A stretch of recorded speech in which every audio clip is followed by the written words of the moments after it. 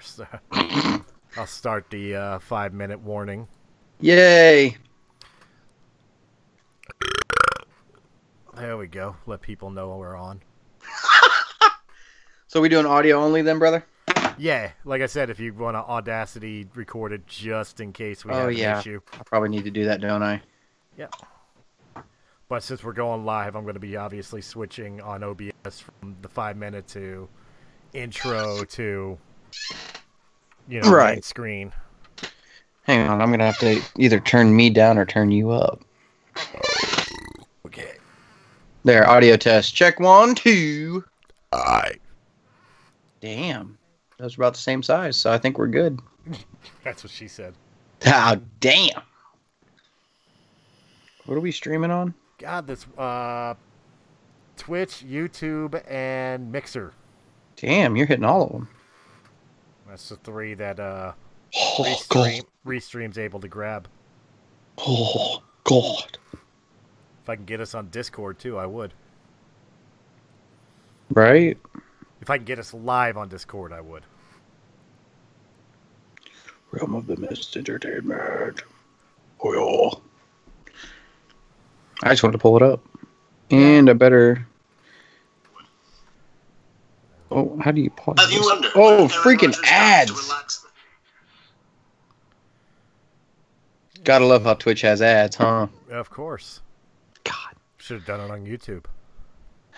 We could have. This ad supports Twitch.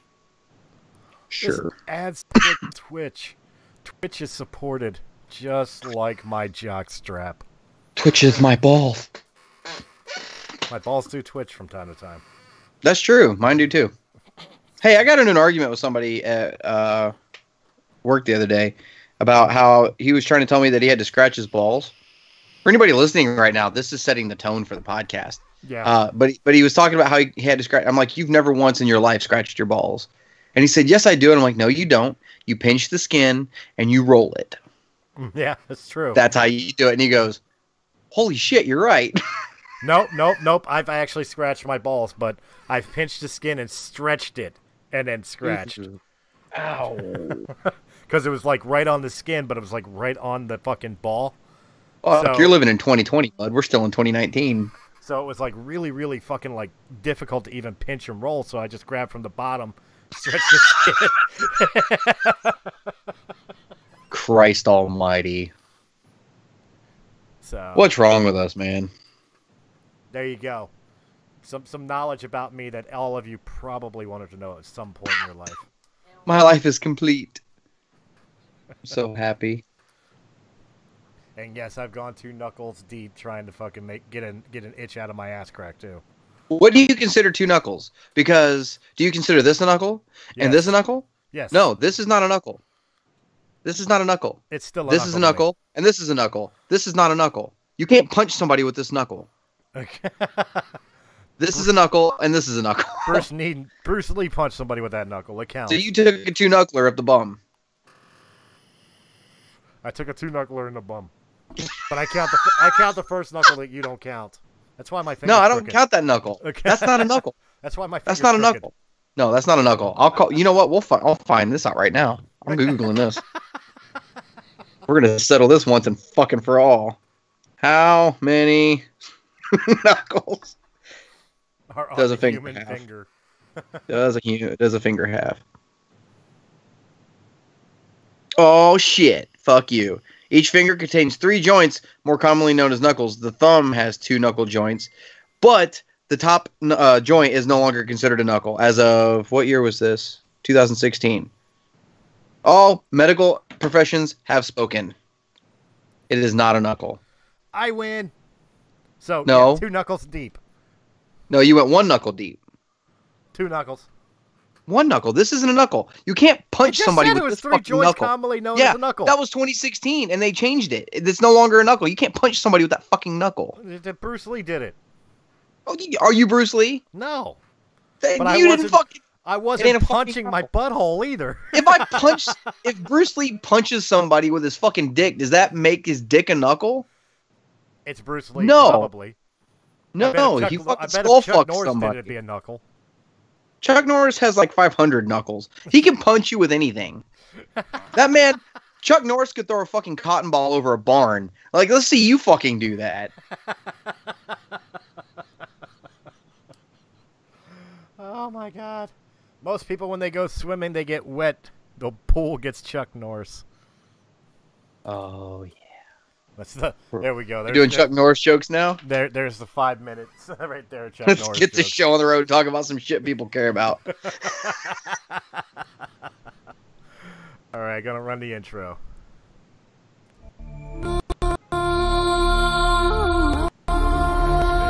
They decided to go with the intro.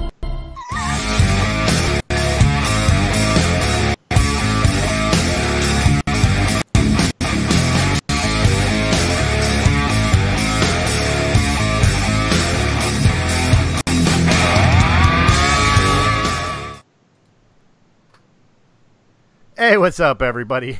Chris Stolley and Brian Miller back with another Realm of the Mist podcast. Brian, what's up? How is it going, buddy? Hey, guys, maybe you can settle this argument for me and Chris. How many knuckles does the human finger have? We'd like to hear your guys' thoughts on that. Let us know. I'm pretty sure they already heard the intro. Because, well, no, look, if they didn't, look, depending on your answer, Chris either took 1 or 2 knuckles up the bum, and I'm trying to figure out how deep he actually went. This matters. These are the real hard-hitting questions. Yeah. Screw last week's State of the Union address and late-term abortion conversation. We need to know how many knuckles I had in my asshole. True story, bud. True story.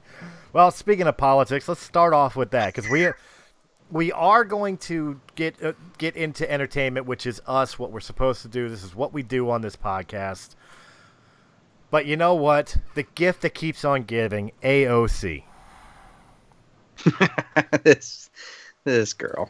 Please explain to me, because maybe it's just so stupid I'm not registering it. This Green New Deal that she's submitting. Besides the fact that, from what I'm understanding, and I've got bits and pieces, so fill me in here.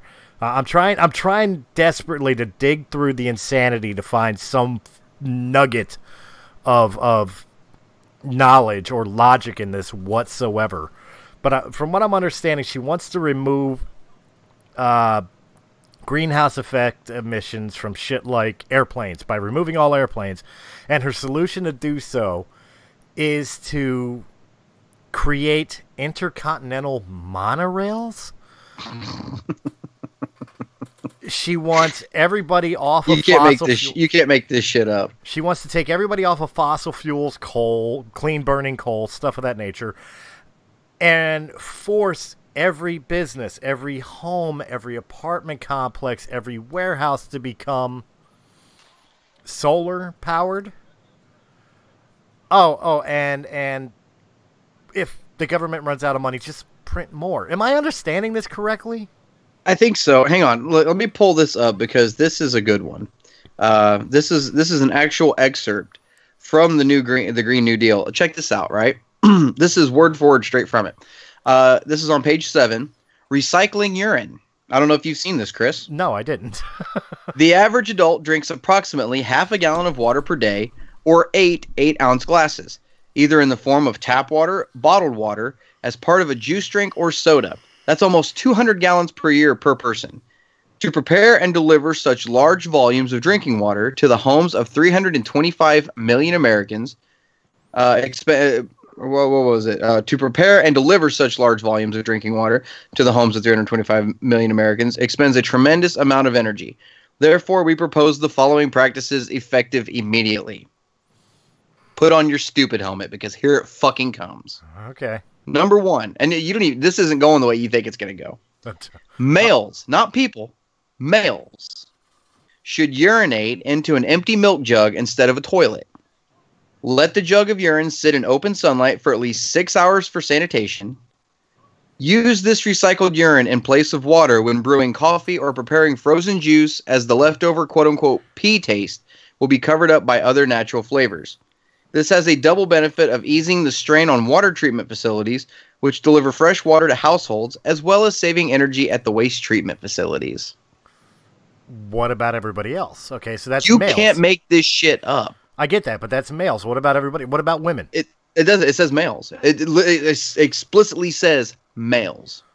Okay, so women can have clean water from the tap or bottled spring water, whatever. We have to drink our own piss. Yep. And keep in mind that so far, 2 of the 4 Democratic presidential candidates that have thrown their hat in the ring so far support this. Of course. Cory Booker and Kamala Harris, however the hell you say her first name. Well, doesn't support it. What about Elizabeth Warren, since she threw her hat in? No word yet on Elizabeth Warren. And then there was somebody else. I don't even know her. I don't even remember her fucking name. The one that was standing in the blizzard talking about global warming. That one. Well, That's the one. Yeah. I just wanted to know if Elizabeth Warren supports it. Because of her Native American heritage. How America, explain this to me. Hang on, you're bringing up this Native American thing for a second. I want to touch on this for just a second, because all these people who are bitching and moaning that the Second Amendment only applied to muskets and cannons and shit like that. Well, you want to fucking know something? You can't sit there and fucking tell me, oh, you're white, you came here and stole this fucking country. You know what? When you start arguing with me in Navajo, I'll fucking listen to you. But stop speaking English. Like, are you fucking serious? You can't tell me, oh, you're here illegally, just fucking leave. Stop speaking English. Well, let's be fair. Most of them got reservation lands, which are protected, because of our people, white people, felt bad about what some of our ancestors did to their people. Mm-hmm. And what does the Native Americans do with that? They build fucking casinos and take money from old white people. Trust me, the war is over. The only ones who give a shit are the ones that want to cause trouble, which, ironically enough, are suburban white boys and girls who have nothing else better to fucking do with themselves. Yep. True story. Shut the fuck up. But America, explain to me how this happened. How did we allow somebody like fucking Cortez to ever have a fucking ditzy broad bartender to ever become a U.S. senator? You want to know? Oh, she's a congresswoman, or not a senator. Congresswoman, excuse me. You want to know the real kicker of it, too? The district that she won in, she won with 14,000 votes. 14,000 people in a country of 325 million put this woman in Congress. And they're going to fuck it up for everybody. Dude, 14,000 people. You know what percentage that is of America? I have more bits of corn in my poop. Holy shit. It's unreal. These 14,000 people, if you're listening to this right now and you voted for AOC, shove your head back up into your ass where you fucking had it in the first place. Because this is retarded. This is stupid. Like, actually, you know what? Even the ones that voted, I'm not gonna be so mean to say shove your head up your ass, because I already know it's there to begin with. What I'm gonna ask you is it everything you wanted, or are you yourself sitting there going, "What did we fucking do?" Remember what she was saying too, right before she got elected. She was talking about day one, we're signing healthcare, we're signing this into law. You don't fucking sign laws. You don't sign bills. I'm gonna go fight Trump. What have you done so far to fight Trump? She hasn't even done what she said she was gonna fucking do. You know what I mean? Like, I don't know. It's amazing to me. It really is. Yeah, it really, really is. But it's just, I just got a message from Venus. She got confused on the time frame. I just told her we're live now. If we can get her in, I definitely want to introduce her. She is the newest panelist of Realm of the Mist Entertainment, and I know we wanted to try to keep this episode within an hour. Okay. Which is our normal deal, but I do want to give the floor to her when we get her on, because last week she was supposed to be on while we were talking about the late-term abortion thing, and with her being a woman and a mother and an expecting mother, she has her points of view towards this thing that I would definitely love to give the floor to. So that's something I want to give if we can get her in here. All right. Take your time. See if you can get it. No problem. But we'll continue the conversation as we're going around the. But seriously, I would love to talk to somebody who voted for Actually, all 1,400 of the people who voted for AOC, and really hear whether they're actually proud of the job this idiot is doing, or if they're literally holding their heads and going, "What the fuck did we do?" Here's the biggest problem right now, right? She's what we call now a celebrity politician. Politicians, granted, we should all know who our politicians are. We should know everything that's going on, everything they support. But you shouldn't be calling them celebrity politicians. They're not fucking celebrities. They're supposed to be our leaders, you know? And the problem is, like I said, 14,000 people elected this girl. If we just ignored her and stopped putting her in the fucking limelight, she would slowly fade to the back row. You know what I mean? You'd never hear from her again. Well, the problem is that besides the mainstream media giving her all the attention in the world, and then people like Pelosi, you know, and Sanders turning around and basically declaring that this ditzy bimbo was the new face of the liberal movement and the Democratic National Convention, the DNC. You made this monster before you let this fucking donkey bitch fucking open her mouth one time. You made this monster. You gave her the power before you knew what she was. This is like handing the Star Wars Senate over to Jar Jar Binks. Which happened. And we saw how that turned out. Yeah, we did. Yeah. Okay. We saw. I just real. Holy shit! My mind is blown. Episode 2. I have a new respect for Episode 2 because it was a fucking prophecy. It was a prophecy. It was a prophecy. Jar Jar Binks was not the most idiotic character in Star Wars. No, he was a sci-fi prophetic representation of Cortez.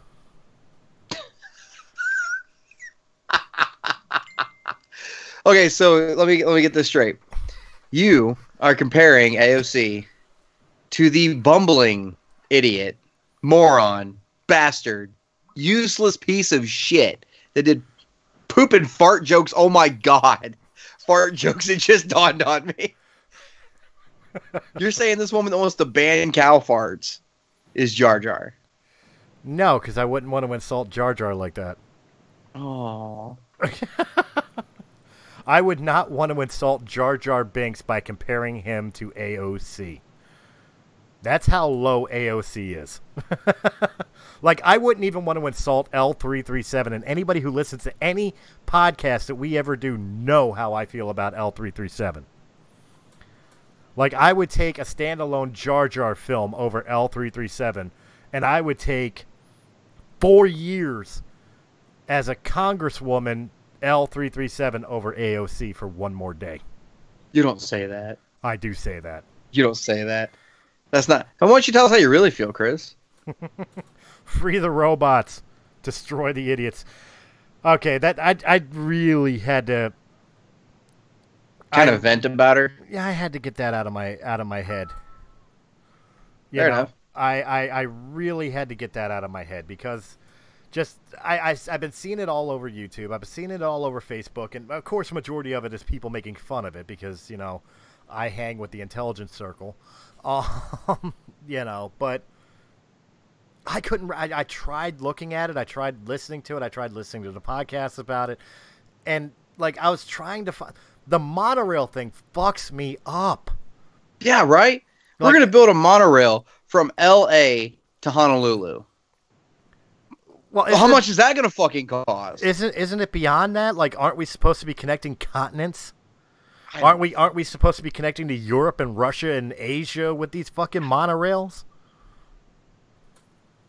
I mean, I don't know. Is the United States going to become like a central? Are we Amtrak now?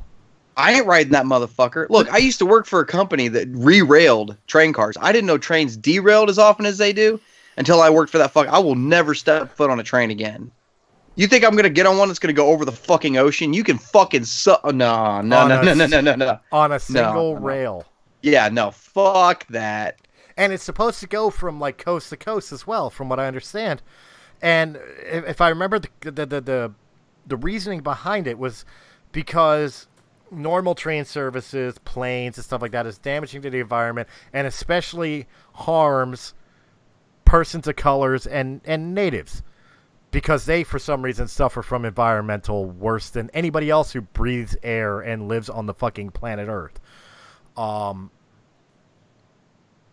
exactly is the monorail... Forget the people of color for a minute, and just think about the natives for a minute. How is building a monorail track any different than anything else going through their fucking lands? How is that different? I don't get it. Please, somebody in the comments sections right now, live, if you understand what the fuck she's talking about, educate me, because I do not get it. I don't understand it. Like I'm failing to grasp what there aren't even fucking words. Like I mean, we've been making like butt and poop jokes, but it literally feels like I'm digging through a pile of shit looking for the clean nugget right now. I don't get it. I don't get it at all. Yeah. Speaking of things we don't get, while we're waiting for Venus to get herself prepped to hopefully come in here. Yay. Let's go ahead and move into some of the things we wanted to talk about.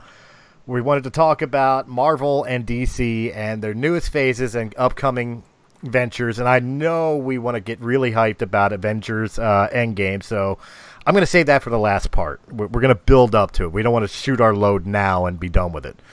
Okay. And I know you want to lay into Captain Marvel, so we're going to put that. We're going to push that back a little bit too. I want to start in DC. Okay. I want to start in DC, and I want to talk about the complete fuck up that Warner Brothers is doing with DC and the DCEU with the loss of Ben Affleck as Batman, which that's not their fault. Ben wanted out. It sucks. I thought Ben was a great Batman, Bruce Wayne. It's not his fault that the Justice League and Batman v Superman were, hot piles of garbage. That was, that's like blaming Hayden Christensen for the dialogue performances of episode 2 and 3. It's not his fault. It's the writers and directors. But the fact of the matter is, Ben wanted out. So, okay, we need a Batman. Robert fucking Patterson? Really? The sparkly, no talent, no personality bitch who destroyed a movie like Twilight, who was the worst character in the Harry Potter movies. And you want him to be Batman. Him! This makes me beg for fucking George Clooney back. What are you doing? Am I wrong in this? No. Well, first off, I want to address one thing you said. The guy that ruined Twilight. Well, can't make a train wreck any worse than it already fucking is. But no, it's we can pour recycled piss all over it. Fuck it! Like, are you serious? Robert Patterson? I hope to God there's nothing to this. I hope this is something that somebody just woke up one morning and was like, I'm going to start a rumor. And I really, really pray to God that's what because are you fucking kidding me? Like, now, if they were to go back, right? Let's say, and you're right, it sucks losing Ben Affleck as Batman. But Batman had been around already for 20 years by the time Superman came on scene. Mm-hmm. So what if you go back and tell another Batman movie way before Superman came on the scene? And get a younger guy to play Batman, but it's the same quote-unquote universe Batman, same Batman. Mm-hmm. Then you can tell these stories about Batman and what happened to Robin, why he's got the suit that says, haha, joke's on you, Batman. You can tell that story. You can get another crack at Joker and make him right. Do him right. I mean, I'd be all right with something like that. It's just... And then lead back up to the... But I wouldn't say Warner Brothers is completely fucking up. You wouldn't? That to me, that's a franchise killer idea. I wouldn't. Well, I mean, with the Ben Affleck thing, yeah, that kind of sucks. But look at what Aquaman just did. Aquaman is the highest-grossing DC movie ever. It beat The Dark Knight. Okay. It's the highest-grossing DC film ever. Okay, yeah. Aquaman did great. Wonder Woman did great. Superman did okay. But you got to remember, Batman and Superman are the staples of DC. Not just the movies, the comics, everything has always been wrapped around Superman and Batman. Right. We've had constant issues with Batman on film because we've had great performances by Keaton. I say great performances by Kilmer. Shit performance by Clooney. But then we get Christian Bale, who does great performances. Then we get Ben Affleck, that everybody was against, who did a phenomenal performance as Batman. But now we want to go back to the Clooney situation? We want a character who, he looks pretty. The girls will fawn over him. That'll work. No. He can't act. Again, we've had this conversation numerous times on Breaking the Fourth Wall. Batman is a dual personality character. You need an actor who can not only portray the guy in the cowl and cape, but also the man behind the cowl and cape, who is a completely different personality. Robert Pattinson can't play Robert fucking Pattinson. And you want him to be Bruce Wayne and Batman? Are you serious? This is a franchise killer, and I guarantee you this. Let's go back. Yeah, Superman. We lost Henry Cavill as Superman. Well, that's fine. Let's just go back to Nicolas fucking Cage. Remember that idea? I do. What are you doing? You are riding success out of Aquaman, Wonder Woman. You got Wonder Woman 2 coming. You got the sleeper coming up that you and I are going to be discussing here very soon, Shazam. Right. Yeah, I'm stupid ready for that one. That one's going to be phenomenal. And then you're going to kill your whole entire franchise, your whole entire universe, by casting idiots like Robert Pattinson to play one of your flag characters. Stupid. I mean, am I wrong? No, you're not wrong. Look, here's the thing. Where Warner Brothers fucked up in the beginning, right off the bat. Everybody compares them to Marvel, which I don't think they should have been doing what Marvel was doing. I don't think they needed to play catch up. They should have taken their time and did it one thing and built their own thing. You know what I mean? At a different pace. But if they were trying to be like Marvel so much, they should have nailed down their actors and signed multi-picture deals. The way Marvel does. That is one thing they should have done, especially if you're building a universe. If you've got Superman and Batman, right? Like you said, two of the tentpole characters. And you're planning on doing this huge universe where you've got a Superman movie, Batman v Superman, Suicide Squad, because Batman popped up in that. You've got Suicide Squad, then you've got Wonder Woman, Justice League, Aquaman, Shazam, Suicide Squad 2. There's all these other. They're talking about the Flash movie has been back to square one again. Right. Everybody would love a rebooted Green Lantern. Everybody would love that. Everybody would love to see a live action Martian Manhunter on screen. There's so many things that besides the Supergirl one. Besides the Supergirl one, Smallville one wasn't bad, but what I'm saying is they tried to be Marvel, but in the wrong way. They should have sat down and made this big plan, saying, "All right, look, I need everybody to sign a 5-picture deal, 6-picture deal. We're gonna start with Man of Steel, and we're just gonna tell whatever movie makes the most sense for the story narratively, and we're gonna lead up to everybody fighting Darkseid." The way they've led up to everybody fighting Thanos in Marvel. I think that's the way they should have went. That's the way they should have done it.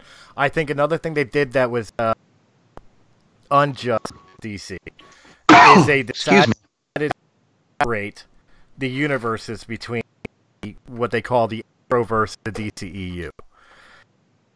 The one thing, although we can social justice girl if we want to, but the Arrowverse has been extremely successful. Mm-hmm. Flash, Legends of Tomorrow. Hell, even though I haven't really got delved into it like I should have, Black Lightning has been hugely successful. But why are these not recognized in the DCEU? Why is this a completely separate universe for them? That seems unfair because these are being more. What's the term I'm looking for?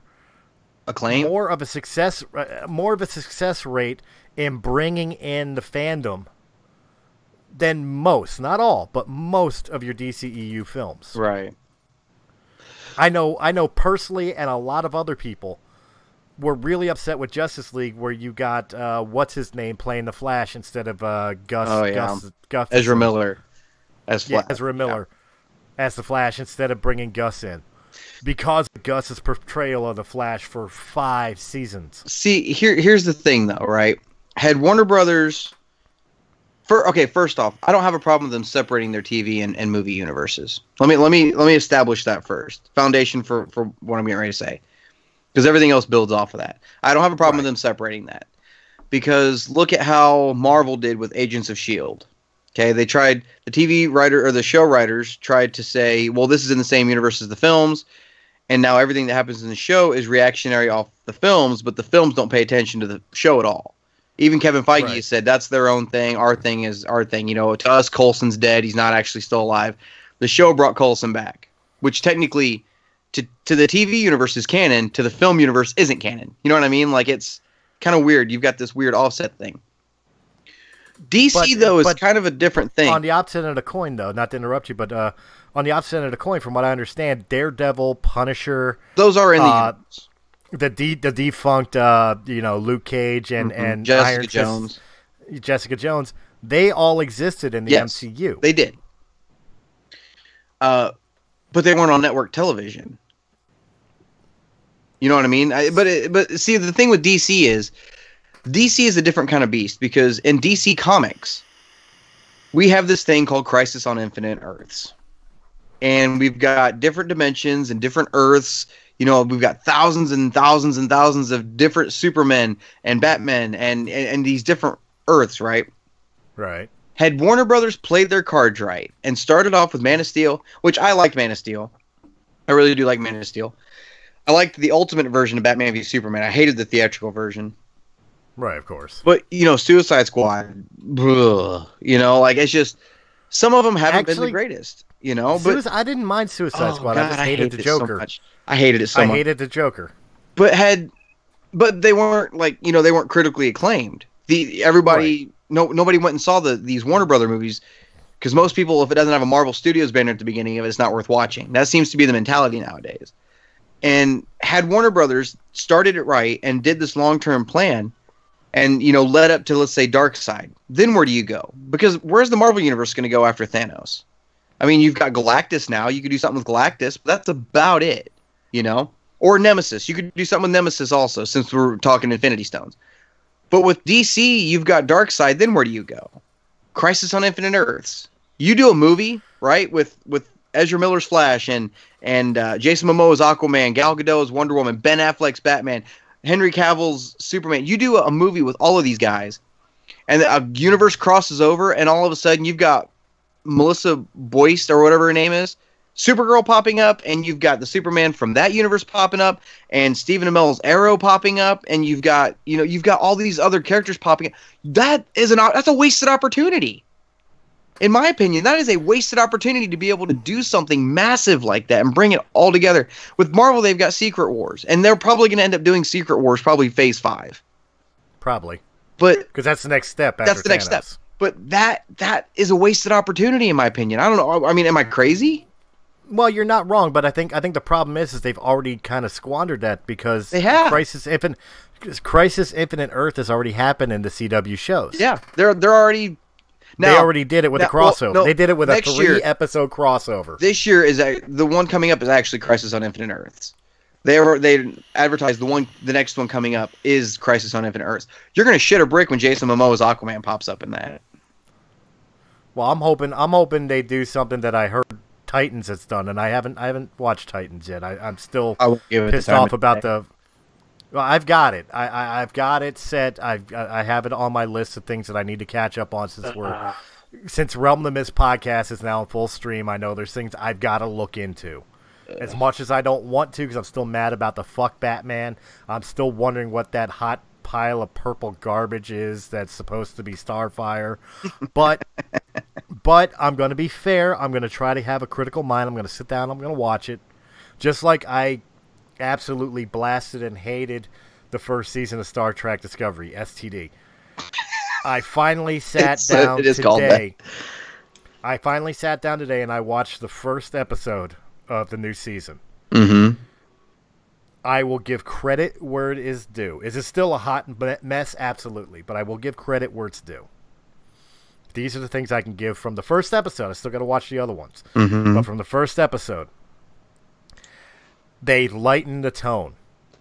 They're trying desperately to kind of Orville this show a little bit and throw in jokes and puns and stuff like that. That to me, that's a good thing because the first season really needed some levity. But the characters are still unrelatable and unlikable in any way, shape, or form. With the exception, one of the greatest things they did this season so far, episode 1, was introducing Christopher Pike as captain of the Enterprise, who now takes over captainship of the Discovery. And the actor they got to play Pike is perfect. Perfect. Now what they need to do is stop worrying about Michael Burnham being their main character and go back to traditional Star Trek of paying attention to the main captain, or the captain of the ship, because Pike will carry this show. I guarantee you. I haven't even watched the rest of the episodes that are out yet, and I will tell you, that man can carry this show and turn it around. That is the highest praise I've ever given STD since its inception. Since its inception, but it's the God's honest truth. I love that you call it that. I'm not the one that gave it that name. I just want to go on record. Christ. But no. But even Warner Brothers is and CW is screwing up the DCEU with not only the Robert Pattinson as Batman. What the hell are they doing? Like, okay, CW, I understand, is a very progressive channel. And the Arrowverse has always been introducing, let's just say, like, gay characters, interracial things. Things that, like, I'm fine with. I get it, and I'm fine with it. But the subject matters and the narrative that has been pushing on Supergirl. What is up, Aggro Dad? Long time no see. Oh, how's it going, brother?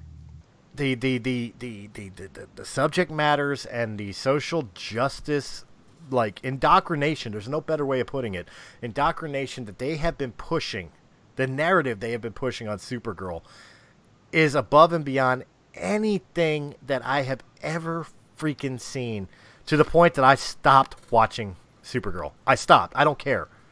I will not watch it anymore. I used to think that, Supergirl was hot. And I thought the show, yes, it is Doc in the blue motherfucking box. Yeah, it is. Here. And I thought the show, like, even with its, girl power, connectivity to it, I thought the show was great. But this season, they've literally gone off the deep left rails. And it's just, you've lost the fan. You've lost a fan with your narrative. It's ridiculous. Have you paid attention to anything going on in the universes? No. Is it probably because they've already turned you off? No. I think I watched the first episode of Supergirl and then I just fell out of it. Like I didn't care. Well, right now, storyline wise, Supergirl is in and out of the DEO. And they've got a new leader on the DEO who is determined to find out who Supergirl's real identity is, to the point that they erased everybody's memory of who Supergirl is that knew to protect Supergirl. Mm-hmm. All the while, you have these very conservative, white, humans-only group called the Sons of Liberty, who are going around and attacking and hurting innocent aliens. All white, conservative, suburb men, by the way. Mm-hmm. Who are the main enemies right now, attacking the world. And all the while, we're introducing not only aliens with new special powers, but now we introduced an alien whose ability is to be able to predict or see the future through dreams, which is fine. Mm-hmm. But they had to make the big deal about the fact that this person was transgender. Now, here's the problem with this.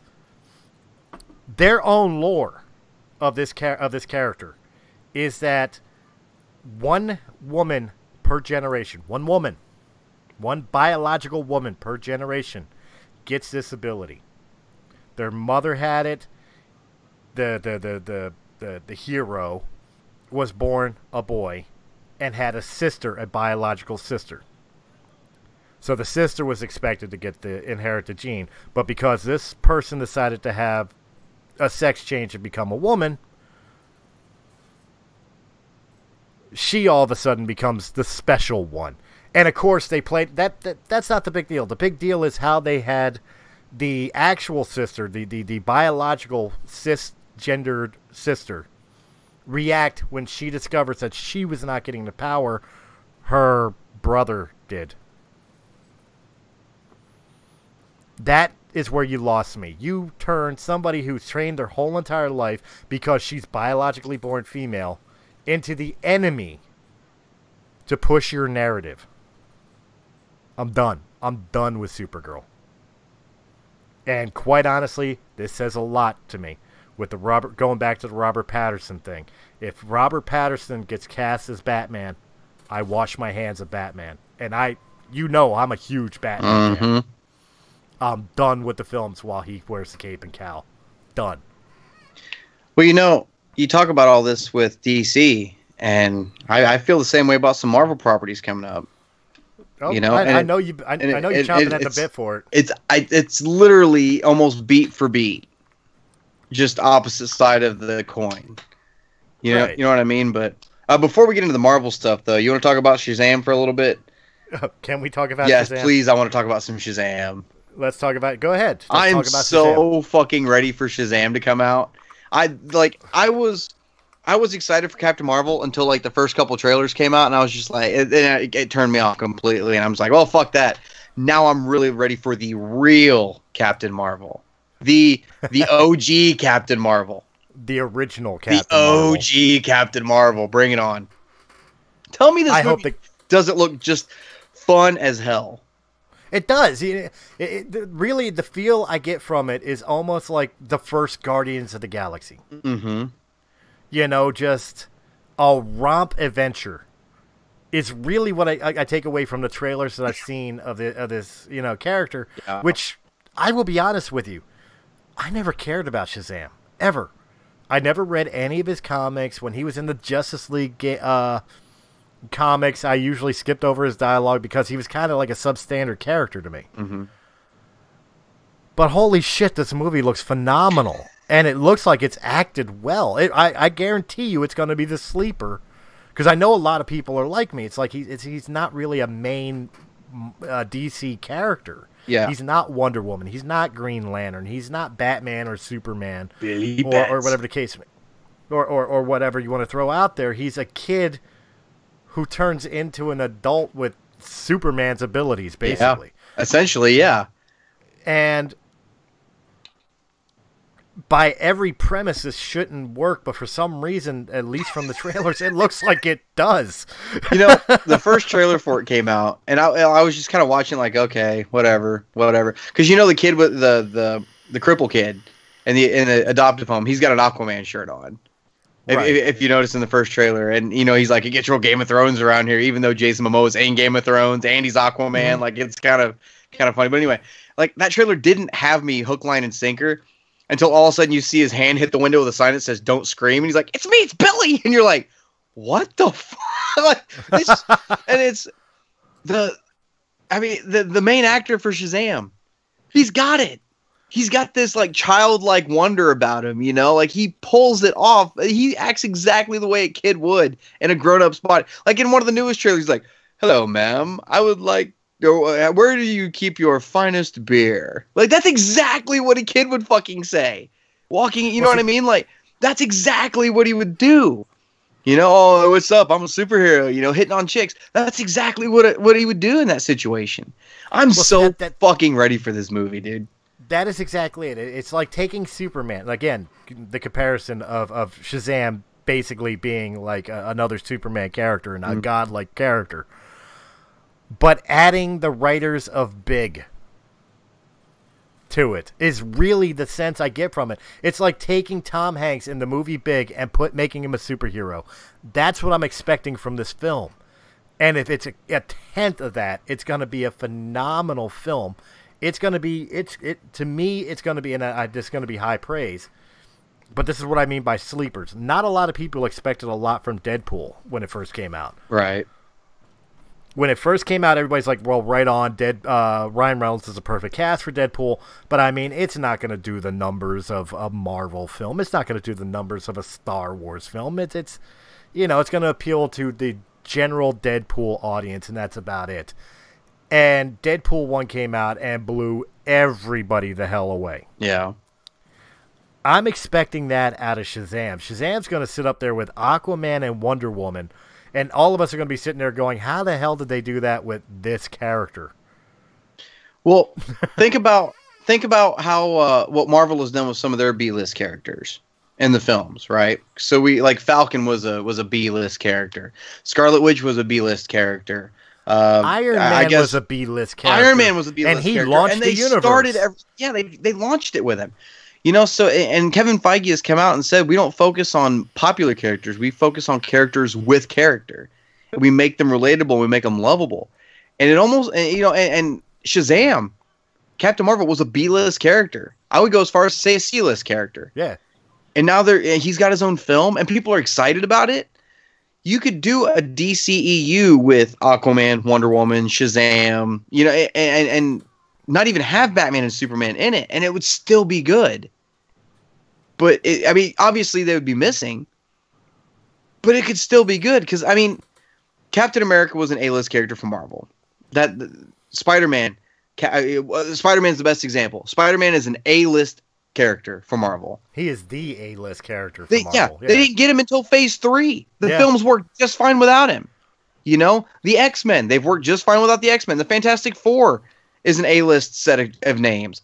They've never been in the films. It works just fine without them. So you could have a DCEU without Superman and Batman, and it would still make sense. Haggard Dad first off says Shaq as Kazam is better than any Shazam. And he also says Iron Man, so relatable, billionaire, philanthropist, playboy. You're not wrong. Yeah. But it's the way Robert Downey Jr. portrayed the character that true. Made him so relatable. The wise ass, but yet very, very. I almost want to say down to earth. It almost seems wrong to say about Tony Stark, but the way Robert Downey Jr. portrayed him was almost down to earth. Like even though he's a billionaire, philanthropist, and playboy, he was the guy next door. The way he's delivering things. Mm-hmm. Well, see, not to get off topic, I saw some fan art today for Avengers End Game that had me choked up for a minute, and it was completely photoshopped, but it looked real enough. It said Avengers End Game at the top, and then in the background you had the Avengers headquarters, from whatever upstate New York, and there was a gravestone on the ground, and it said Tony Stark on it, and it had Pepper Potts standing over it, and she had the baby bump, like she was pregnant. Because in Infinity War he said he woke up and thought they were pregnant or whatever. Yeah, and obviously it was fan art. It's not legit, but it hit me, and I'm like, oh shit, they could do something like that, Because think about it. In Infinity War, in the comic, Iron Man got ripped in half, bud. Thanos ripped that motherfucker in half. Well, no, he survived. If you remember, Tony did survive. I got screwed. I do know. I got that comic. Tony got completely ripped in half. Well, we also know that Robert Downey Jr. is looking for his exit. He is. That's true. But you want to know something? Marvel could still work without Iron Man. Well, what they would probably do, and I can't believe I'm going to say this. Don't say Ironheart. Don't even bring her up. I was going to say they could introduce her in. They could. They could introduce her in. But either way, Tony can have his exit after this. And I hate to see it be death, because I'd like to see Robert Downey Jr. do cameo appearances on occasion that the Avengers need, like, advice or tech. Yeah. Maybe still have a role with Peter Parker and the Spider-Man movies in the sense of, like, he's still mentoring Peter. Those types of things. So I wouldn't want to see Iron Man's death. But this could be his exit strategy. That after this is done, he could go off to the sunset, pass off the mantle of the Iron Man, now Ironheart, to Riri Williams. And still, you know what they're gonna do in the film though? What's that? They're gonna make it Shuri. Think so? You know what? If they end up doing the Ironheart thing and it's the female Iron Man, they're gonna give it to Shuri. Shuri's gonna be the new Iron Man. I'm willing to bet money they do that in the films. Okay. No, With her being the tech genius, and it seems like something that they would do in Marvel Studios.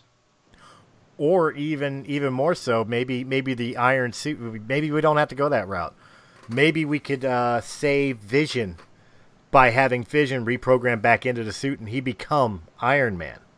I have a feeling Vision's coming back in Endgame, and not with the Mind Stone.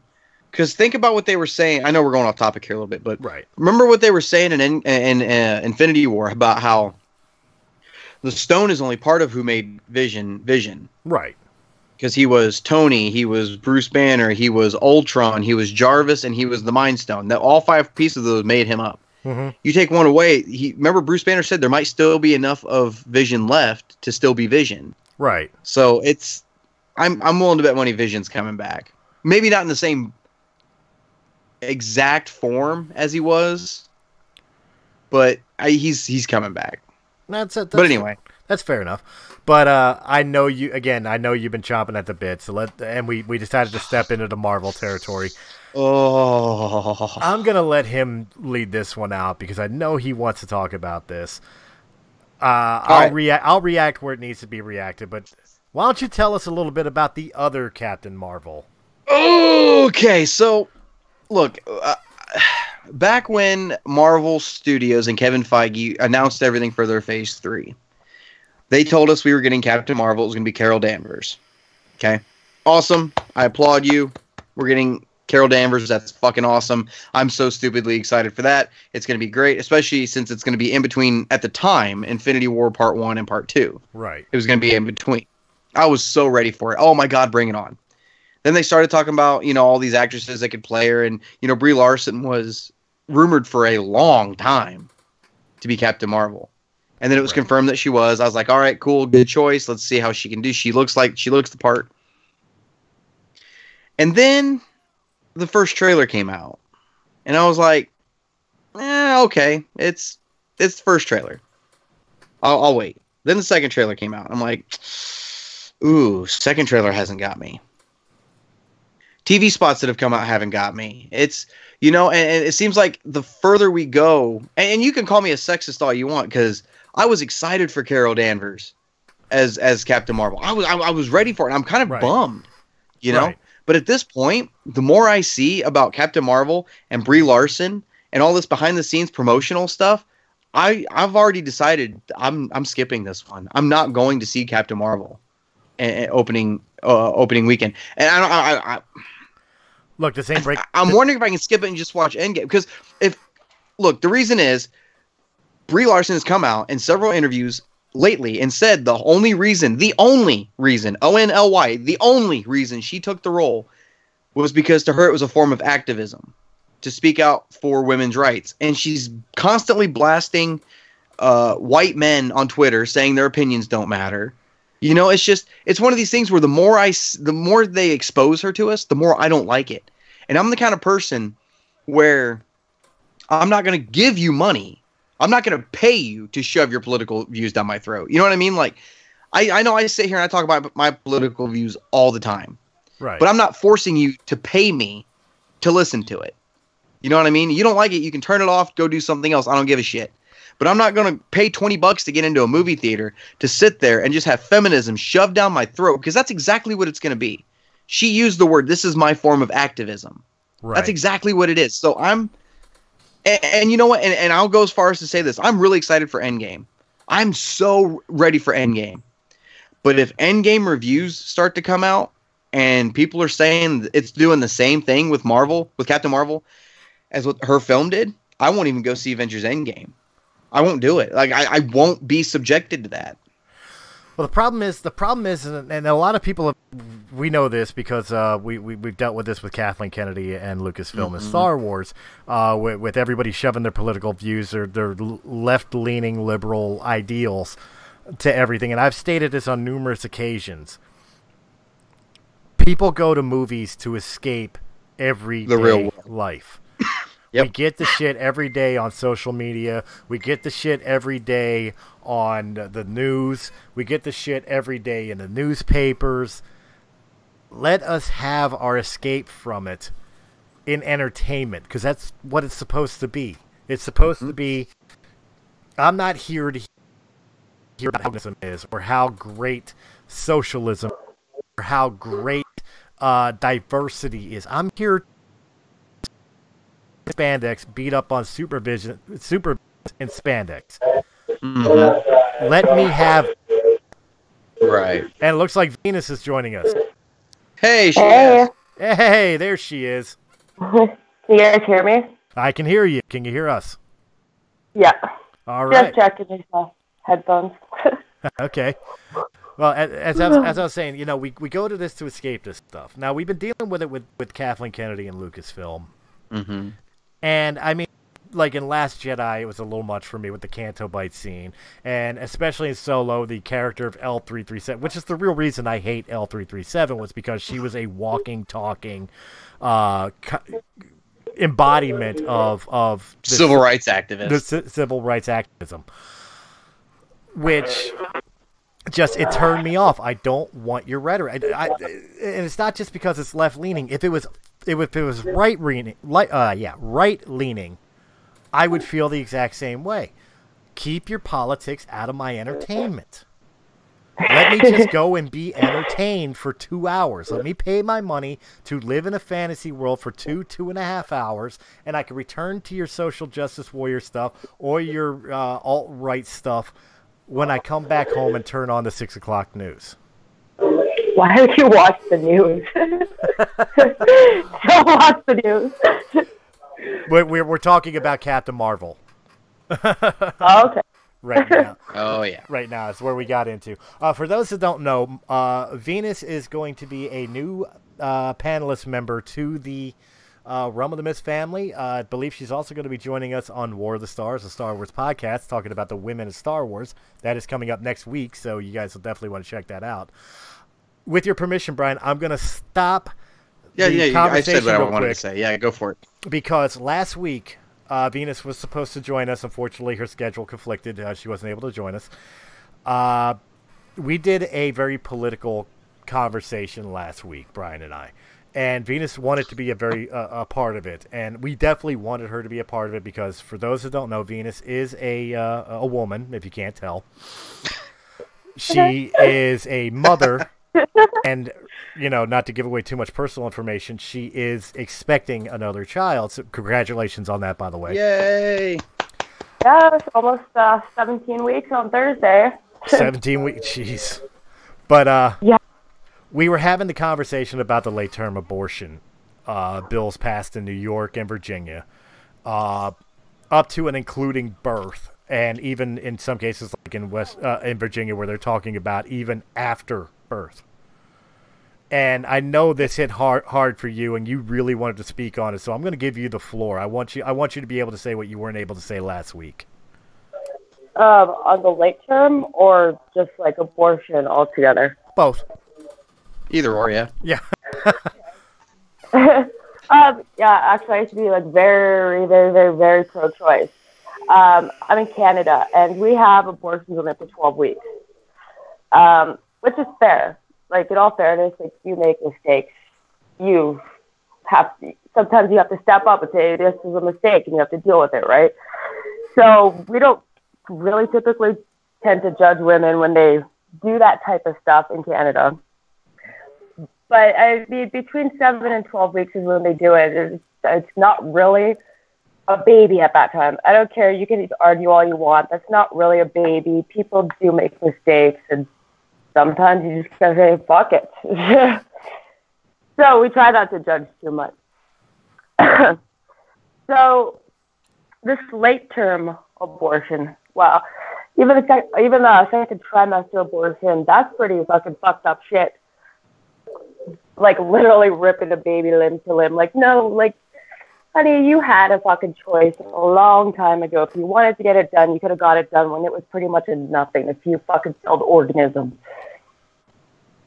But my baby's already kicking. I can already feel that thing moving. That thing's alive. It's got a conscience, that's for sure. But now, if you want to get to the late-term abortions, a baby can technically live outside its mom at 24 weeks. Right. So it's a completely viable source. Like, it doesn't need its mother. So what they're trying to argue is that it's not a viable source because it's dependent on its mother. But no, it's not. It can be born and literally live a full life. So now what are they doing? Inducing labors, birthing a live baby, and then leaving it there to die? Resuscitating it if they have to? Well, even the up to delivery, if I'm understanding correctly, where they're giving partial delivery and then using like forceps or something into the back of the skull to suck out the brain and then deliver the rest of the dead body. Like, these are the things that I've been seeing and reading as far as their plans for these types of things. I mean, how is this like? And again, you're a woman, so and you're a mother, so you obviously would have more of an opinion on this than Brian and I. But I mean, to me, how could that be defined in any other way than murder? I don't think it can be, honestly. I'm with her. Yeah. If you were to do that to a puppy, if puppies are born and there's like 12 of them and one is like, you know, kind of gimpy and stuff and the mom goes to eat it, would you save the fucking puppy? Yeah, you would. Oh, yeah, there would be an uproar if we were talking about doing this to animals or if we were talking about doing this to, say, I know I'm going to catch some hate for this, you know, but say like a third world country. Like one of the, to quote President Trump, one of the shitholes, or something like that. You know, everybody would be in a complete uproar. But when we're talking about it to American citizens, and we're not even talking about like race or gender or anything of that nature, just simply, you know, a 40-week baby who, you know, the woman is 8 centimeters dilated in labor, and you could turn around and kill that. And if I consider that anything other than woman's choice, I'm a bigot. I'm a misogynist. You know, well, like, I guess I'm there with you too. You know, but if the baby's going to cause complications at that point, it's easier to have a C-section. My sister had 3 C-sections. You have a C-section and there's no complications. Mm-hmm. Well, both the baby and the mom are fine. Venus, just to let you know, we have a viewer, Agrodad Gaming, who watches us on Twitch. He watches all the time that we're on. He had stated right here, can I go kill a drug dealer and plead late-term abortion in court as my defense? That's actually not too far from something that I stated last week. Yeah, we were talking. Yeah, where do we draw the line? Like, could I have AOC aborted? You know what I mean? Could I have Cortez? Could we have Trudeau aborted because, you know, we just realized he's really late, but we realized he's a mistake. Like, where is the line?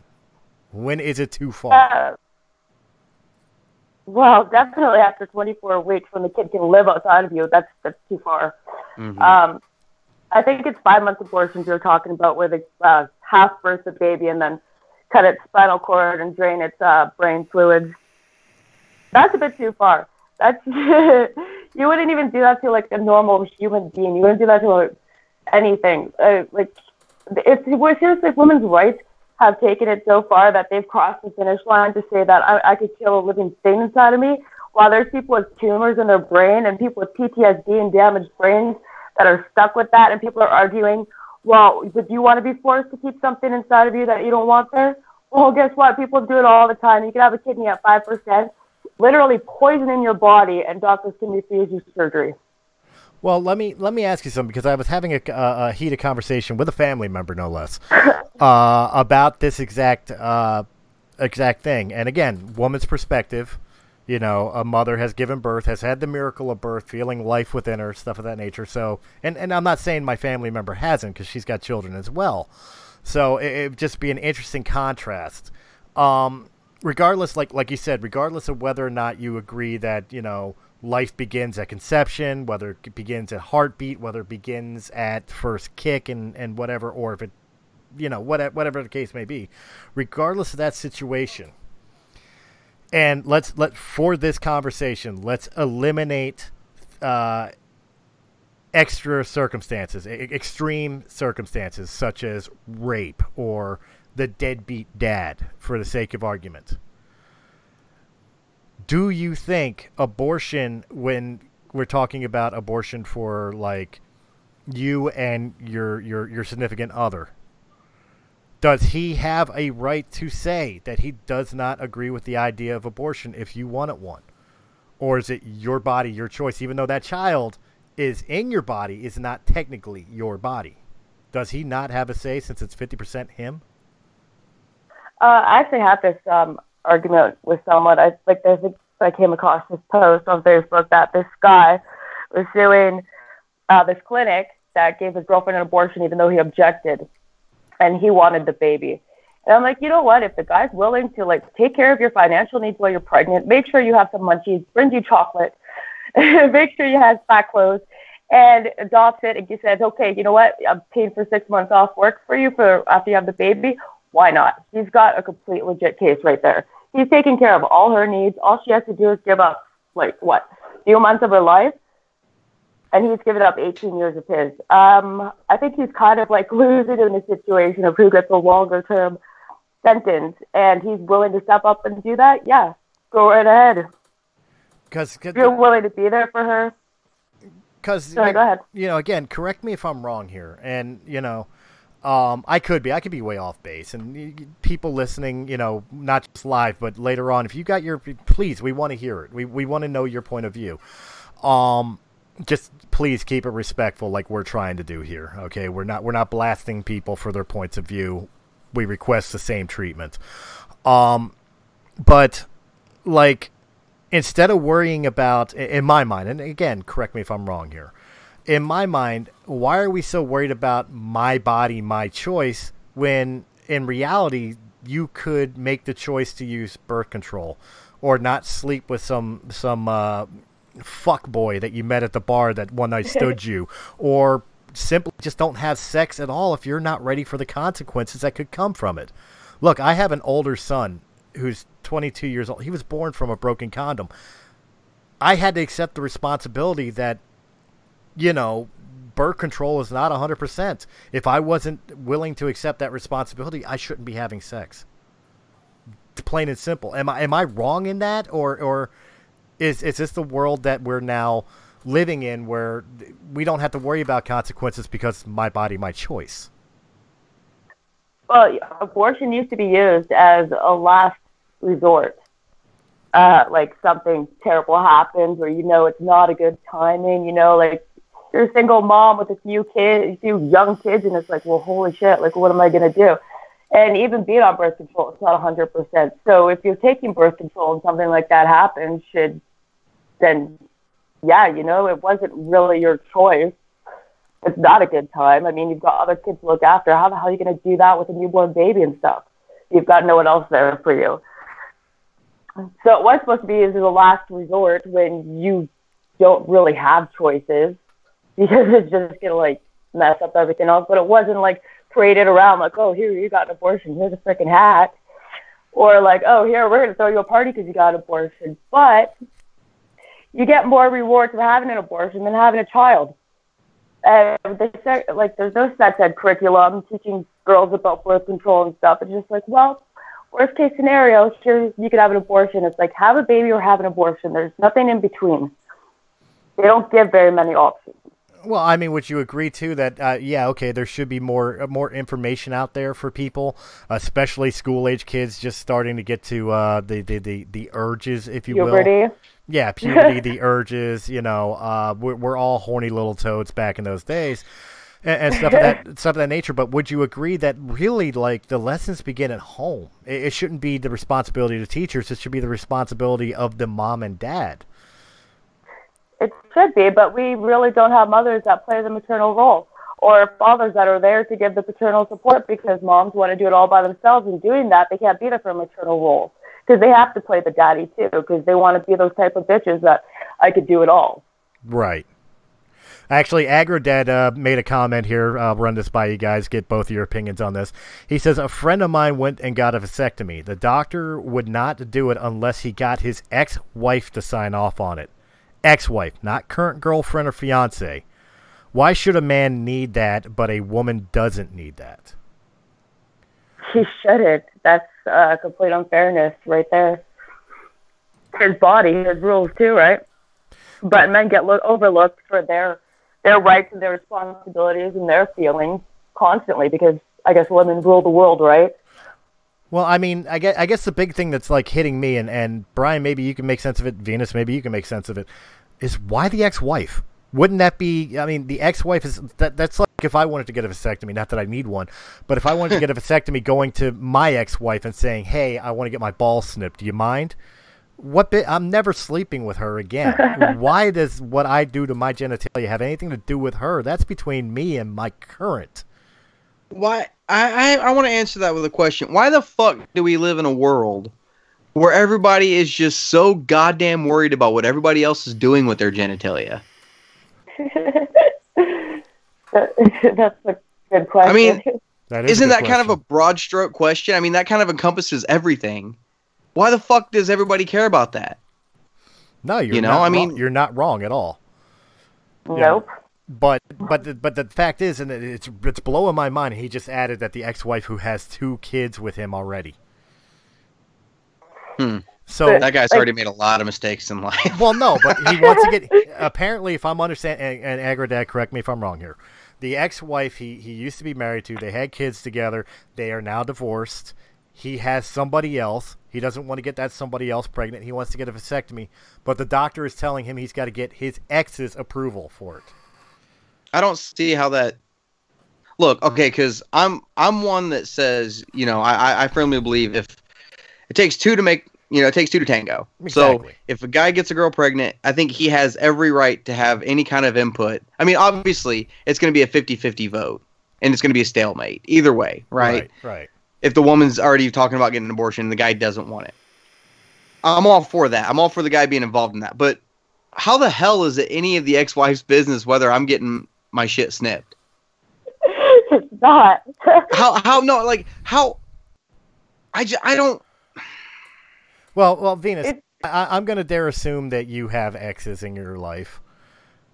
Do you even want to know that they're going to get a vasectomy done? Well, if it was my kid's dad, then I'd be like, yeah, by all means, go right ahead and get a vasectomy done. Like, I don't need any stepkids. Like, just hoof them real good. That'll take care of it. That's like, again, to me, that's the equivalent of like my ex-wife coming up saying she's getting her tubes tied. Yes, please, God, for the sake of humanity, tie that shit. Sew your vagina up while you're at it. Just what business of her life is mine, and what business of my life is hers? I don't get that at all. I just don't. I don't get it. Now if like, I don't that know. This guy is now with another woman, like, shouldn't the doctor need her consent? I think if he's married again, like, okay, if he has an ex-wife and he's married again, right? He is currently married in this situation. Then yeah, I think the wife needs to know about it. He needs to have her consent to do it. I do believe that. But exes? Yeah, that would be a really shitty surprise to find out. Well, see, the way I'm reading this is that he's got an ex-wife. He's divorced, and he's got a current girlfriend / fiance. So they're not married yet, but he is actively with a significant other. To me, it still falls along the lines of that is his significant other's a choice between him and his significant other, not him and his ex. Exactly. He signed papers. They signed papers saying we're going our own separate ways and our lives are our own business. They legally signed that. So why the hell's the doctor making it an issue? No idea, but it can. You know what? It falls Liberals. Liberals. It falls right there with that Indian guy who is suing his parents for giving birth to him. Oh, good Lord! Your mother took you into this world, and she can take you out if that's what you want. Have you seen this I'll article? do it. $50. I got you. Yeah, both his parents are both lawyers, so good fucking luck, buddy. But have you seen this Oh article? my God! So he's a double idiot. Are you? He's suing his parents because they had a child. He did not give consent. He did not give consent to it because in his mind, his birth was for their pleasure, not his, and he feels that they should be taking care of his life that he never wanted for the rest of his life. In other words, he's looking for a free ride the rest of his life. Freeloader. Yeah. Okay, buddy, you're like one out of how many millions of sperms that came out that one time? How many times did your parents have sex before you? You chose to be there. What do you want? Did you want to be aborted? Because you should have spoken up when you were inside of your mom. Well, so let me get this straight. So liberals live in this fantasy world where if a mommy and dad, or I'm sorry, a future mommy and daddy, hopefully, want to have a child, they have to like go find this magic fucking ball and rub it, and they go, "Who's gonna be our future kid?" Hopefully, it's somebody with a job, and then this kid's gonna pop, this face is gonna pop up, and they're gonna be like, "A son, daughter, whatever it is. I don't want to assume your gender or some shit. What do you want to be brought into this world? Would you like to live? No, I want to stay dead. Okay, that's fine. We're just gonna use a rubber then. Or I'm gonna punch your daddy in the balls before we do this." Like, is that what they want? That's fucking impossible. It seems like they're going for something. Almost, this whole thing seems like eventually this seems like a precursor to population control at some point. It is. It very much is. Spiritually speaking, children actually choose their parents. If you want to like go through like some shamanic birthing stuff, yeah, children choose their own parents to teach their parents a lesson and to learn from their parents. They pick their own families. I'd be all right with that. Look, the mother's curse works. Anytime she says, "I hope you have a child just like you," it's ×3. I kid you not. You know what? My mom used to say that too, and my daughter and son are fabulous. So I don't know what the hell my mom's issue was. How old are they? How old are they? They're not teenagers yet. Give it time.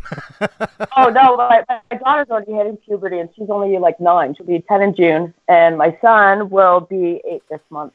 Oh yeah, no, just wait. Yeah. Oh, you know what? It's just wait. And if it's not them, it'll be their significant others when they're dating. wait till they get that driver's license. Oh, since we're speaking of children in this modern day and age, Venus, when your child is born, when it comes out, assuming that you're not going to late term abort it, are you going to ask the baby permission to change its diaper because you have to have its consent? Are you fucking kidding me? I'll let my kid sit in his own shit and rot. End up with a rash. I'm in Canada. I know. Welcome to America. This is the shit we have on our news channels all the time. People telling us that we have to ask our children's permission to change their diaper because we are violating their privacy. We can't call them he or she because they haven't chosen a gender to identify by yet. Yeah. Oh, good Lord. If it has a vagina, it's a girl. If it has a penis, it's a boy. If it it doesn't matter. And you know what? Or what? Even if you get your little wee snipped, or you get your whatever else turned inside out, if you get the surgery, guess what? You're a guy. You still got a Y chromosome. Well, you can't get rid of that. There's no surgery to get rid of a Y chromosome. Well, see here's do women that like become men, like do they still wipe front to back, or like do they do like men and wipe back to front? Because that would just answer the question right there. That is an excellent Google. Where's Google? You think I'm kidding? I'm not. Well, see, I'm serious. Like, I've had a little girl and I've had a little boy. Like, the little boys, like, you typically wipe their butts, like, from back to front because, like, it's more convenient that way because you can, like, get under their testicles and stuff, which you need to do because you can't have poo dangling there. And girls always wipe from front to back. Well, see, I was thinking about that with the whole entire diaper. I was thinking about that with the whole diaper change thing, and it's going to get a little graphic, guys. This is about to get real bad because I just found an entire article on this. I was remembering I was remembering my when my daughter was still in diapers, and even when my son was a newborn in diapers, and of course he was circumcised. And you got to be extra clean down on both of them. Like when they had that formula fart shit go on, you got to stick those wipes in your fingers in areas you don't want to go into, but you have to so they don't wind up with diseases or whatever else. And then escaping, like you don't want that. Right, and then you think think about diaper rash that eats away at their skin, like. And then you think about like with the boy, especially if you get your boy circumcised. And you've got to put that cream on the tip until it's fully healed and stuff of that nature, and keep it clean. I mean, what's a liberal going to tell me now, that I sexually assaulted my daughter and son for keeping them sanitized? No parent wants to have to do that stuff, but you have to do it as a parent. You don't have a choice. It's icky, and baby's poop is nasty. You don't want to have to use that baby wipe and be like, oh no, it just broke or something. You don't want that. So can you imagine an infant that is not even responsible enough to wipe its own butt? Kids aren't even responsible to wipe their own butt at 10 years old. Like. Oh, that's true. I have a 9-year-old that still pees the bed. My 10-year-old starts herself constantly. I found this article about the wiping thing, and I'm learning stuff. Okay, let's hear it. I don't think. I'm not even old enough to do this, to be reading this, so probably not a good idea. Oh, come on, I'm blushing if you can't tell. It can't be any worse than the FCC episode. Jesus Christ, man. We gotta do another episode like that. This time live. Fuck the FCC. We'll get this one. Okay, this ever. one. You guys have heard of Quora, right? Question ask. I got kicked off Quora. I got banned from there. You got banned from Quora? Yeah. That's a legacy I wish I could have. So somebody on here, it says their name is Katie Ann Holton, trained for adulthood for 25 years, practicing adulting for 27. And the question is, why do girls wipe after number 1? And this person's a transgender. It goes on first couple of oh my god. Okay, we're all adults here, right? Wow, this episode took a strange turn. Let's do it. So this says, having a penis allows guys to aim. That's the first sentence of this. Most guys have tried writing their name in the snow and the dust on the side of a building. While they peed, girls and women rarely have that capability. Part of the reason why sawed-off shotguns are illegal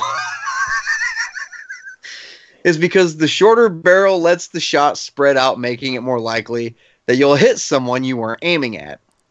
Buckshot from a standard shotgun still spreads out, but not nearly as much or as quickly. Girls have a shorter quote-unquote barrel, and when we pee, it tends to spray more than making a stream. I am transgender, and when I started using women's restrooms, I would often be shocked to see all the places that it would get to.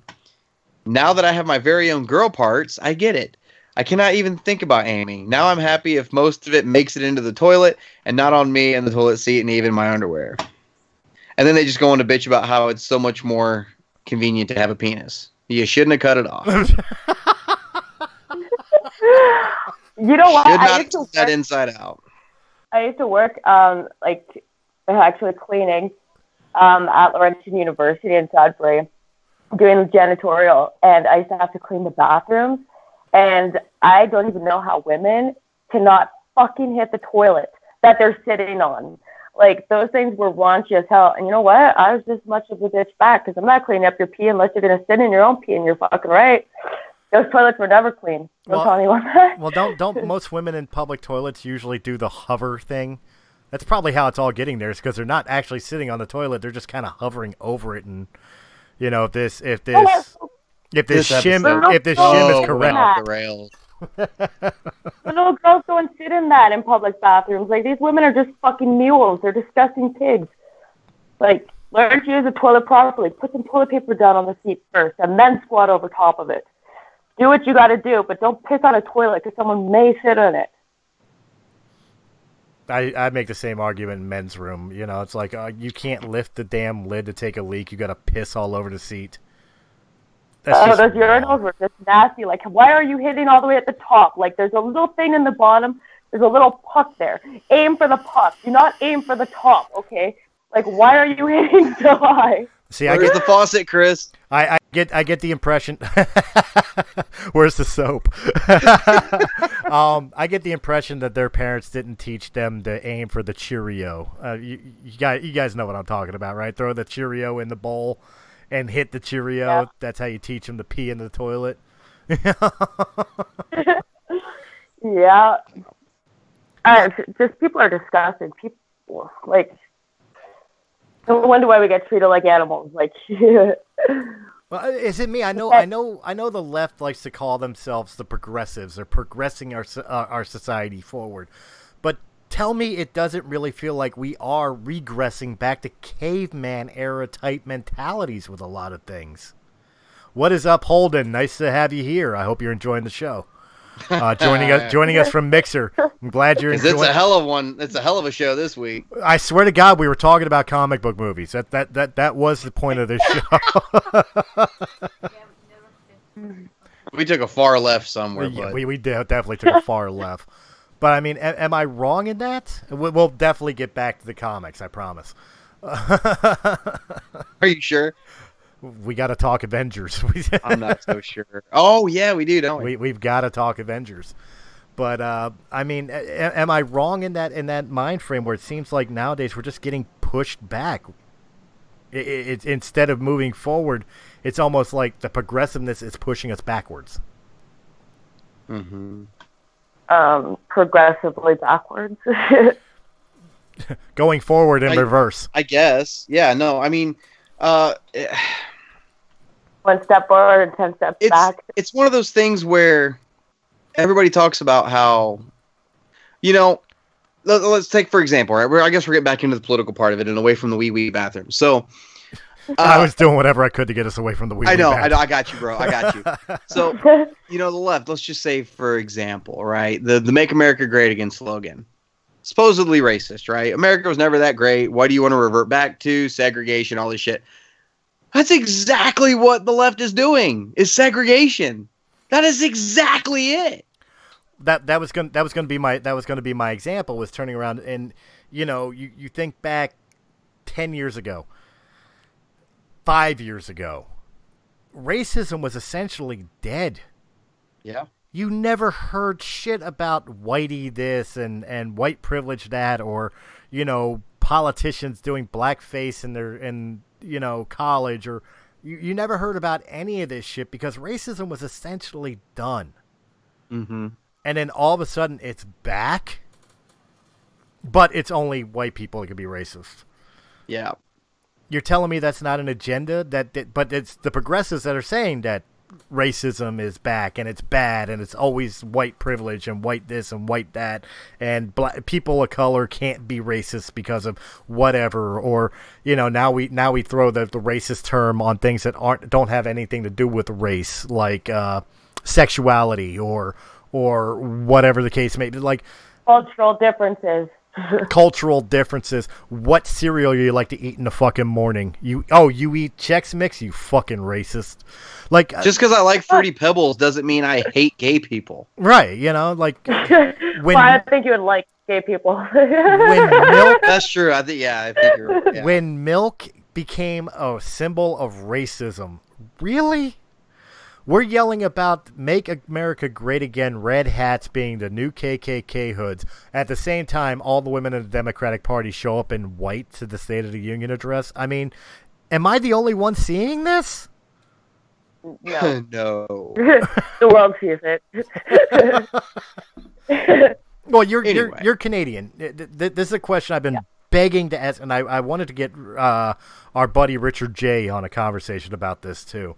Mm-hmm. I know the rest of the world pays attention to America in some way, shape, or form.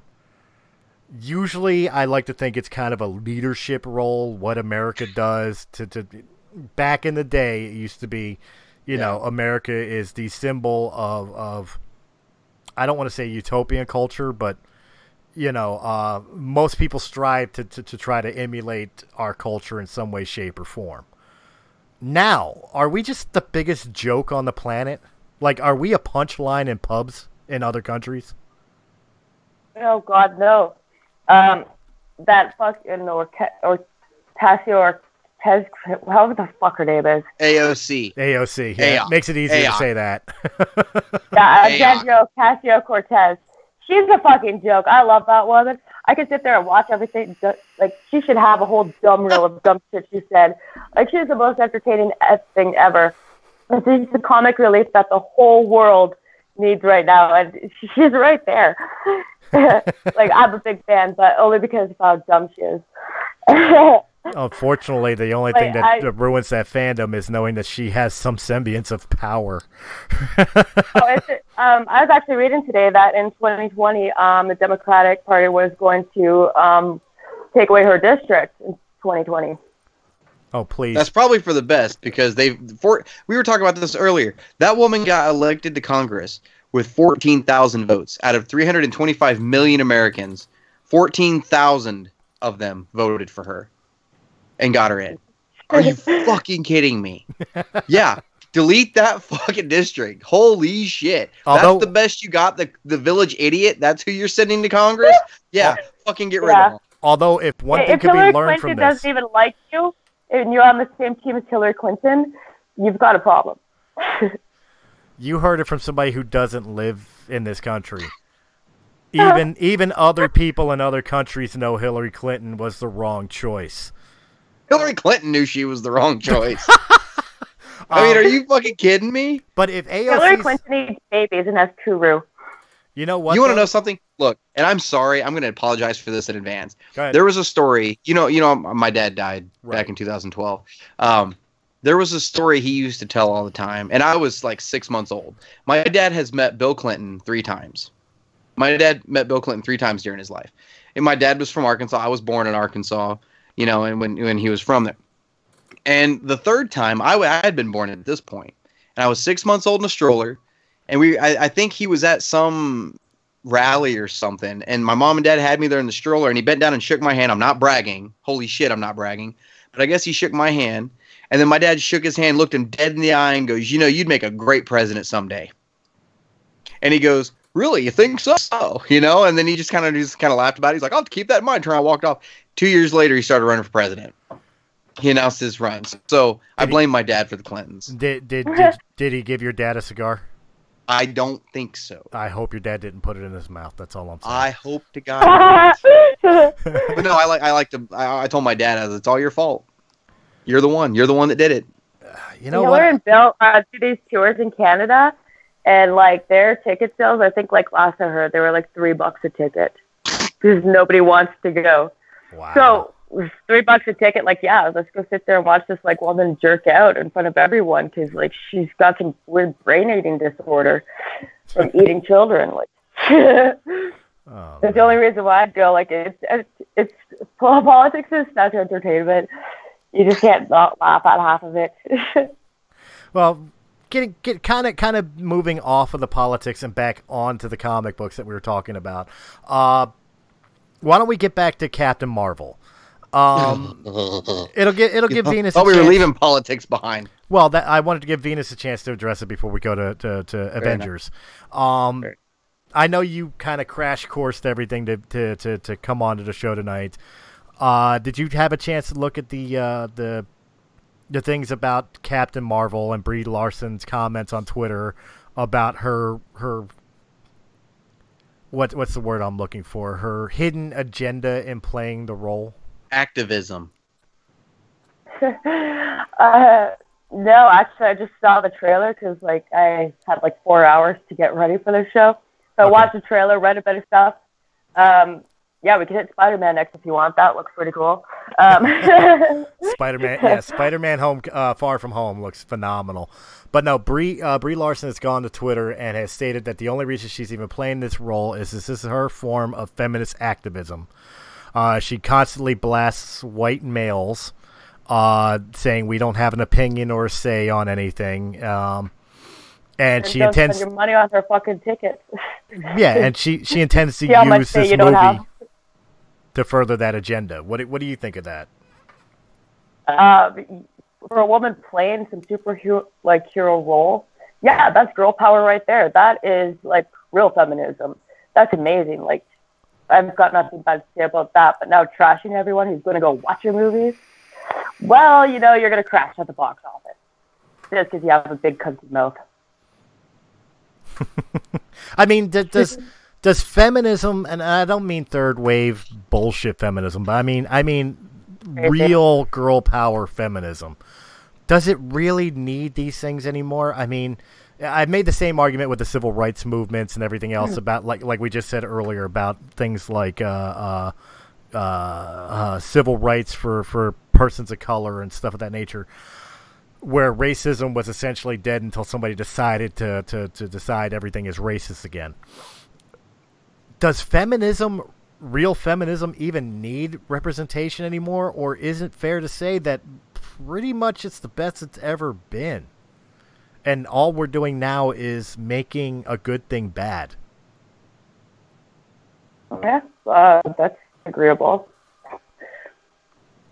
I mean, are things perfect? No. I mean, nothing ever is going to be perfect. There's always going to be some racist asshole. There's always going to be some misogynistic pig. There's always going to be something of that nature. But overall, men and women are equal. Why is it only women that call men misogynist? Like, I'm sitting there I guess a scary movie and stuff with Pam Anderson, like her titties are out and everything, but that movie must be made for misogynist men. Well, no, she's doing that willingly. You're just a misogynist cunt who's jealous of her sexuality or like intimidated by it. No, you bring up a very good point. In fact, something that's always bothered me about the modern feminism, modern feminists, it's all about supposed to be girl power, equality, stuff of that nature, women's body, women's choice, women's blah, blah, blah, blah, blah. But they're the first ones to bash a woman who decides she wants to be a homemaker or a devoted wife. Yeah, because that's not all girl freedom and girl entitlement. Like, fucking right it is. I would do anything to be a stay-at-home trophy wife and, you know, just make lunches and send the kids off to school, spend the whole day doing whatever I want, drinking mimosas, getting day drunk, and by the time, like, my husband gets home, here's dinner. And I have to do fuck all pretty much. Well, yeah, that'd be the fucking life right there. Well, see, that's what I'm saying. Isn't that counterproductive to the whole entire point is a woman's choice to be whoever she wants to be? If she wants to be a homemaker and a mother and that's the aspirations of her life, who is anybody to judge her for that? Nobody. She sounds like a warrior right there. All right, look, with feminism nowadays, right? Right. First off, let it be known, I would never strike a woman. No. I want that very, very clear, okay? Mm-hmm. But if women want to be treated so goddamn equally, you can't expect to slap a man in the face and not have him haul off and just floor your ass. You can't expect that from anyone. Like, you can't. Yeah, my kids were little, and my son went and punched my daughter in the face a couple times, and like she's like 2 years older than him, and she's telling him to stop. And I'm like, okay, they're kids, you know, like let's see what happens. Like they don't really have that gender identity thing yet. Like I think he was just barely walking. He was probably like 2 years old. She's barely even 4. And she just takes one wail at him, boom, almost knocks him on his ass, and he's crying. I was like, well, you know what? You started it. You're not going to hit a girl again, are you? Because girls can be pretty pissed off and hit pretty damn hard, right? I've seen some fights. I'm just waiting on the day. I'm waiting on the day a woman tries some shit. Well, I've seen some fights in high school, and I grew up in Philadelphia. I've seen some girl fights in high school where it's like I wouldn't mess with either one of them. No. Yeah, they're like dirty. Women are vicious. There are some things. Yeah, no, I'm not that dumb. No. If you think testosterone is bad, wait till you've got raging estrogen. That's true. But is it fair to say, I think we're all in agreement that feminism as what it is today is one of the most toxic things we have to deal with? Absolutely. Not real feminism. Not exactly what it's meant to be. But what it has turned into, what it's evolved into. Can we say that's toxic? No, we can't, because only males can be toxic and only white people can be racist. I identify as a woman, so okay.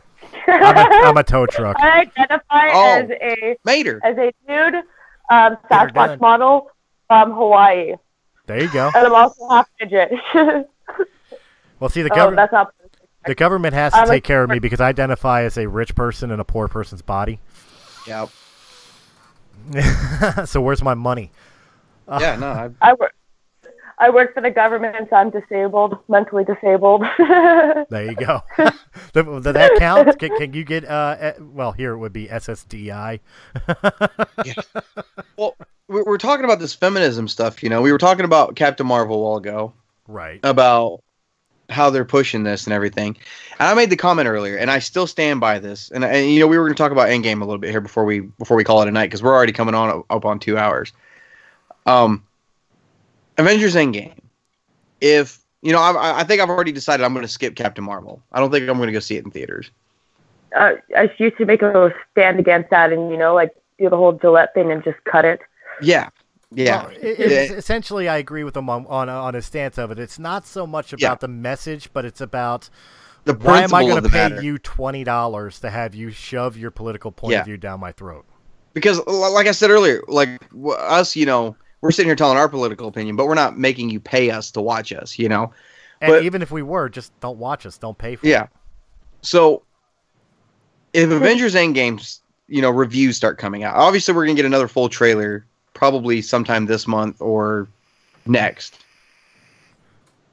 If the reviews for Endgame start coming out, are we going to be having the same conversation again about Captain Marvel? Because, you know, we already know Captain Marvel's going to be in Endgame.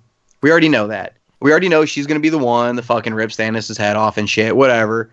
But is that really worth it? Like, I feel like they've kind of bait and switched us. You know, like we've done this 10-year plan. Oh, we've got you so invested in these characters. Now we're going to force you to watch these movies and blah, blah. You know, now you're going to have to watch them. You're not going to be able to not watch them. You know, does it feel like that's where we're at with Endgame? I don't think so. And I'll tell you why. Is because I think Endgame is still going to be set up, as I told you before. I think this is really going to be the redemption of Star-Lord. Chris Pratt's character, because pretty much everything that happened in Infinity War was his fault. Everything was his fault. In every aspect of the word. So I really see this being his redemption story. You know, this is going to be his shining moment. So even though not taken away from, you know, Captain America, not taken away from Iron Man, not taken away from hopefully the characters that return, and really the I watched some spoilers on the movie today. Oh, did you? I'm just sitting here all giddy. I'm like, don't say it, oh, don't say it. I haven't watched any spoilers, so if I say it, I didn't know I said it. But I really believe this is going to be it's going to be centric on all the characters, obviously, but I think specifically it's going to have a lot to do with Star-Lord making up for what he caused. I don't see it. I don't see it at all. I think they got too much other shit to focus on at this point. Besides, Star-Lord's probably not even going to come back in until third act. You know, it's going to be third act before we see Spidey again or Scarlet Witch, Star-Lord. You know, and mark my words, I'm almost, you know how we were talking about Avengers, how we thought everybody after the snap that died would come back, but like Loki, Gamora, who else died before that? Somebody else died. I don't remember who it was. Loki, Gamora. Who else died before? Well, there's so many fake outs. It's hard to think because I know. Like the first thing I wanted to say was the Drax. one guy that didn't even show in the movie. They're like, "Where's what's his face?" And he wasn't even in the movie. So that's like another Heimdall. I know Heimdall died. Yeah, Heimdall died. But of the people that died, you know, the people that died after the snap, I think we've decided they're all coming back, right? I'm almost willing to bet we're going to get Gamora back.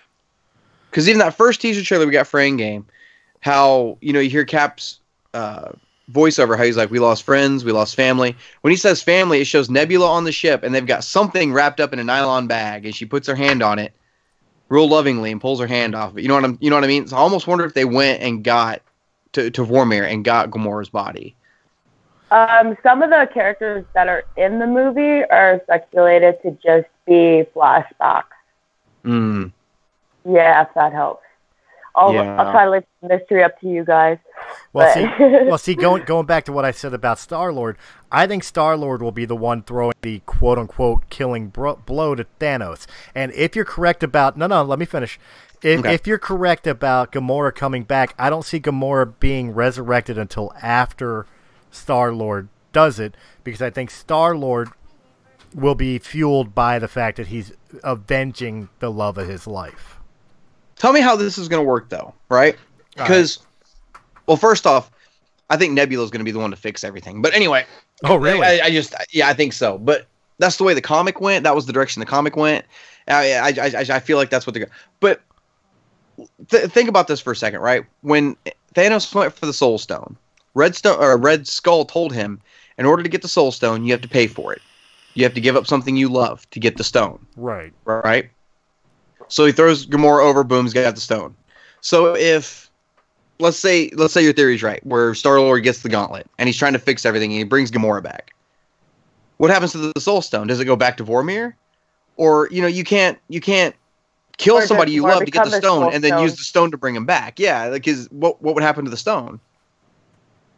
I don't know. Kind of like Vision having the whatever stone.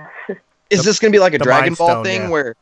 Is this going to be like a Dragon Ball thing where after they're used to fix everything, all of a sudden they just all shoot up into the sky and then different directions, like 6 corners of the universe again? Well, I don't know. Is the Infinity Gauntlet like permanent now that the stones are in it? It's damaged. It's damaged at this point, and they said it's permanently damaged. Right, but I mean, are the Gauntlet's stones a damaged. permanent fixture to the Gauntlet now? Can they I don't even know. be removed? I don't know. Or is this something that we're going to be given to the Collector when everything's said and done? It's like, keep this in a safe place. Collector's dead, bud. You know what I mean? No, but yeah, I know what you're saying. I know what you're saying, yeah. Well, here's an interesting idea, okay? Because I picked up my pull file Saturday, and there's a comic coming out called Infinity Watch, okay? All right. And this is one that I'm definitely having added to my pull file. The cover is the Infinity Gauntlet, all the gems in it, and it's got 3 Wolverine claws coming out of the gauntlet, all right? And the whole premise of the comic is after the whole Thanos story, somebody has to watch the gauntlet because the stones can't be removed, and they give it to Wolverine to guard it. Yeah, a guy with anger issues. Let's give it to him. They give it to him to guard it. Hell, let's just give it to Deadpool. What could possibly go wrong with that? Can you imagine? Oh my God! Can you imagine the tomfuckery that would be starting to happen around the universe? Jesus Christ! Well, Venus, let me ask you and get you involved in the conversation. I know you watching. You just said you watched the spoilers. Movie of the year you're looking forward to? Avengers End Game. Definitely going to check that one out. And how you feeling? Do you think my theory is correct? Do you think Brian's is correct, or do you have your own theory on the way this is going to go? Besides the spoilers that you saw. The spoilers, yeah. After watching like this one guy's theory of what will happen, it was, damn it, I gotta watch these all again. Like there's so much I missed clearly, but yeah, there's a plot twist that kind of it kind of reveals it all. Oh, can I just say it? Can I just say it? No. Go ahead and say it. he took his headset off. I'll stay in here. I'll stay in here, but he wants to be spoiler free. Okay. No, it's not safe. So it has to do with Doctor Strange and the Time Stone when he gave it to Thanos. Okay. Yeah, how it was like it was like lit up because it was being used. So that was the one out of like 44 million like different outcomes that would change the whole destiny of them winning. Had something to do with that time stone. So they're in a time matrix right now. Well, they're going to be in a time matrix right now. And there's a whole bunch of different universes. So whatever happens, I have no fucking idea. There you go. But he does play a huge role in it, yeah. Well, that's not really much of a spoiler. We could actually repeat that with Brian. Okay. I'll let him know. It's first off, it's safe for you to be a part of it, and second off, what she produced, she didn't give away much of a spoiler. She actually gave away something that I actually agree with. Okay. It's kind of a key piece, I guess. Yeah. I'll let her explain it again for you, but it has to deal with the Time Stone and Doctor Strange. Okay. Yeah. So when he hands it over to Thanos, remember how he had like the visions of like only one out of like 44 billion, whatever, chance to actually win. It had to do with the Time Stone. So when he was handing it to Thanos, it was actually lit up. It was activated, so it was being used as it was being handed to Thanos.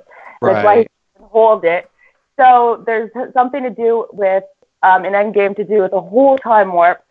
and a whole bunch of different universes all colliding all at once. So to even think about what could happen, you have like 44 million different options. Well, he said that they could only win one of them, and it involved turning that stone over. And it involved having Tony alive, too. Yeah, because Tony had to be alive. This had to happen. So, I wouldn't doubt that. And also, keep this in mind, too. That is the only Infinity Stone that Thanos didn't physically touch. Yeah, I think Iron Man has something to do with finding it to save the world. Mm-hmm. For all we know, Iron Man may be the only one that's not trapped in that time paradox. That's true, because it doesn't go through space, and he's already up in space, but it goes through time. It's possible, yeah. So I don't know. It's gonna be a big movie. I know. That's all I know. I can't fucking wait. Shazam looks really cool too for kids. Well, that's what I'm taking my 8-year-old to. Well, I mean, in fairness, Infinity War was really this modern day, this modern generation's Empire Strikes Back. Could we both agree on that? That Infinity War and the way it ended was really modern days Star Wars. This generation's Empire? Yeah, this is this generation's Empire. Because a lot of the shit that happened in Infinity War has you with bated breath for End Game. I'd say that much, yeah. But the difference was we weren't getting other movies between Empire and Jedi like we are now with the Marvel films. Because, we had Ant-Man and Wasp, and now we're going to get Captain Marvel and then End Game. Right. Which, by the way, Chris, did you ever watch Ant-Man and the Wasp? Not yet. God damn it! I did. So she knows what I'm talking about. Chris doesn't know about the end credits scene yet that ties into Infinity War. So Infinity War or Endgame? Infinity War. Oh, it ties into Infinity War. Okay. It ties into Infinity War. So he hasn't seen it yet. And I need him to watch it because I need to talk to him about it. I will watch it. I've been setting up for this show. That's my excuse. I'm sticking with it. Fair enough. But we're talking about all these things. Let's talk about something that I know is near and dear to both of our hearts, because it was said as a joke, and it's become instead of a joke, it's become a petition that I'm assuming we're going to actually present to Marvel Studios. Yes. Who now owns Fox and all that stuff. Here, let me pull it up real quick while you're talking about it.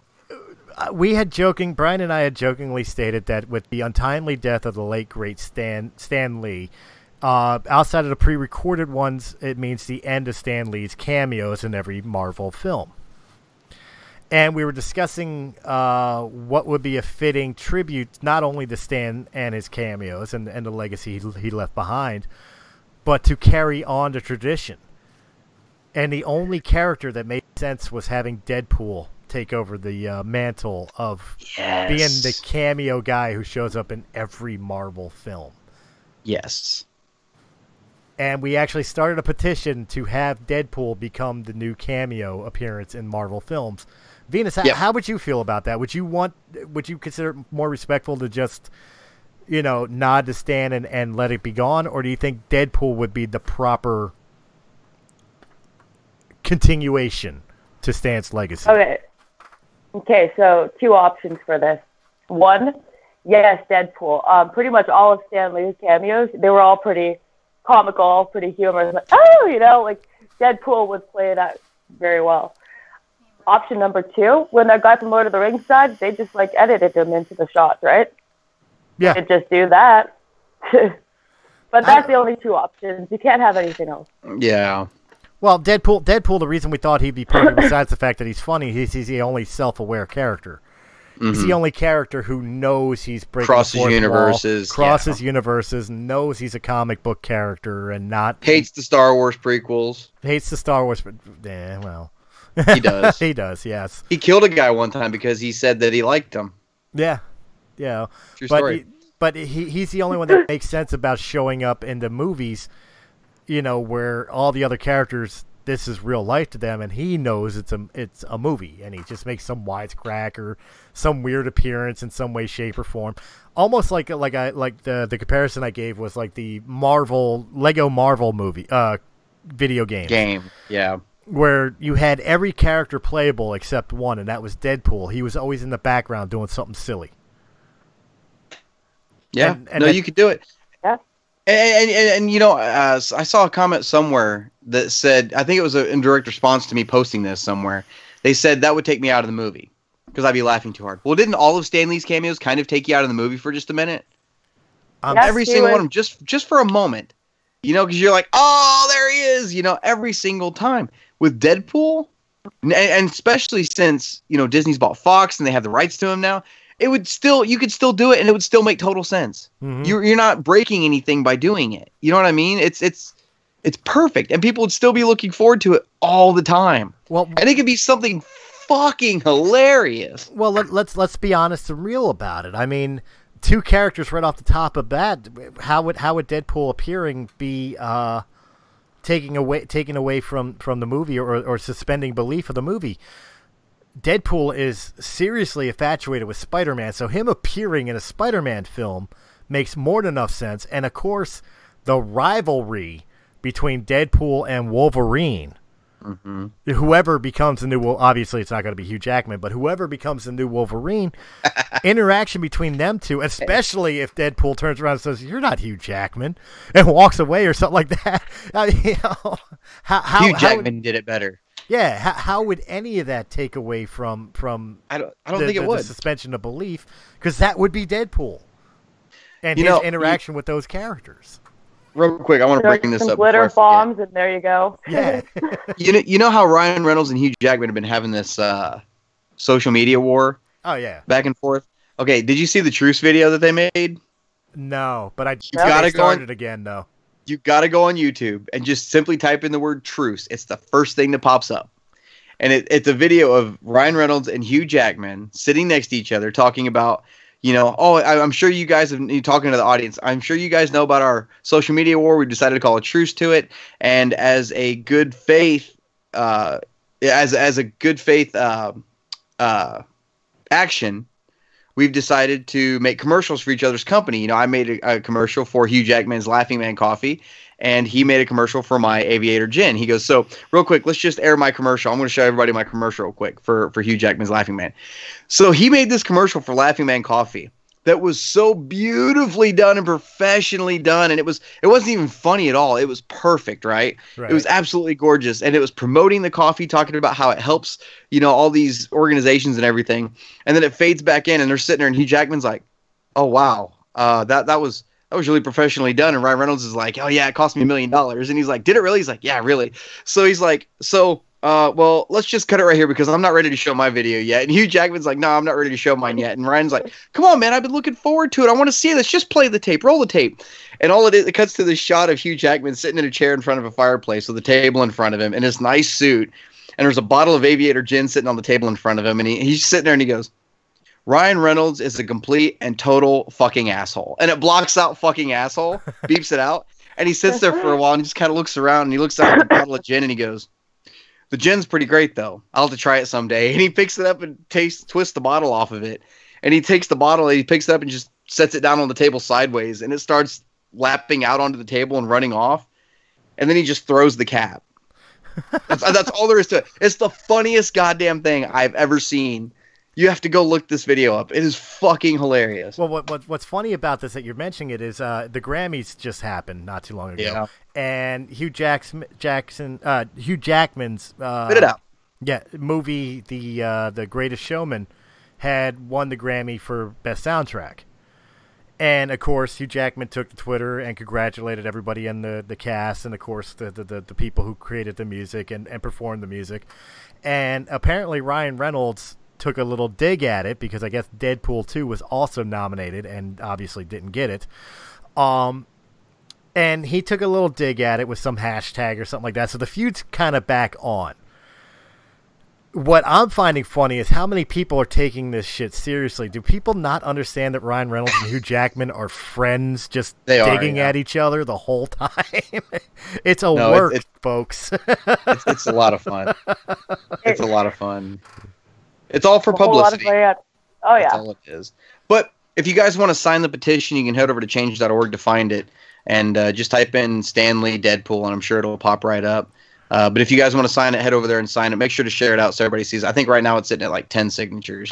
Yeah, it's literally a day old. It's literally brand new, yeah. So I haven't even really shared it out a whole lot. But definitely go over and check it out. And actually, Chris, can you drop a link to it somewhere where everybody can find it? Yeah, when I do the final edits to everything, okay, I will drop the link down below in the description, so you guys can just click on it from one of the videos, whether it's on Twitch or YouTube or Mixer or wherever you find this wonderful video. Right on. Yeah, but we definitely want to try to see if we can make this happen, because I sent it out to a bunch of my buddies, and one of my buddies signed it, and he was like, yeah, I'm down. I just signed that. Or how do you say it?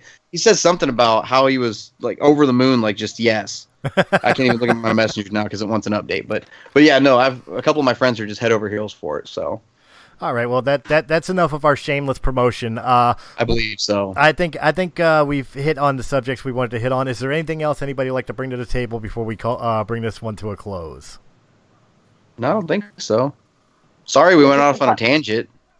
Just a Bible verse and we're good to go. What's that? Is that just a quick Bible verse and we're good to go? Quick Bible verse. Good food, good meat, good God, let's eat. Brian, why don't you go ahead and tell everybody where they can find you in your other podcast and what you got coming up next.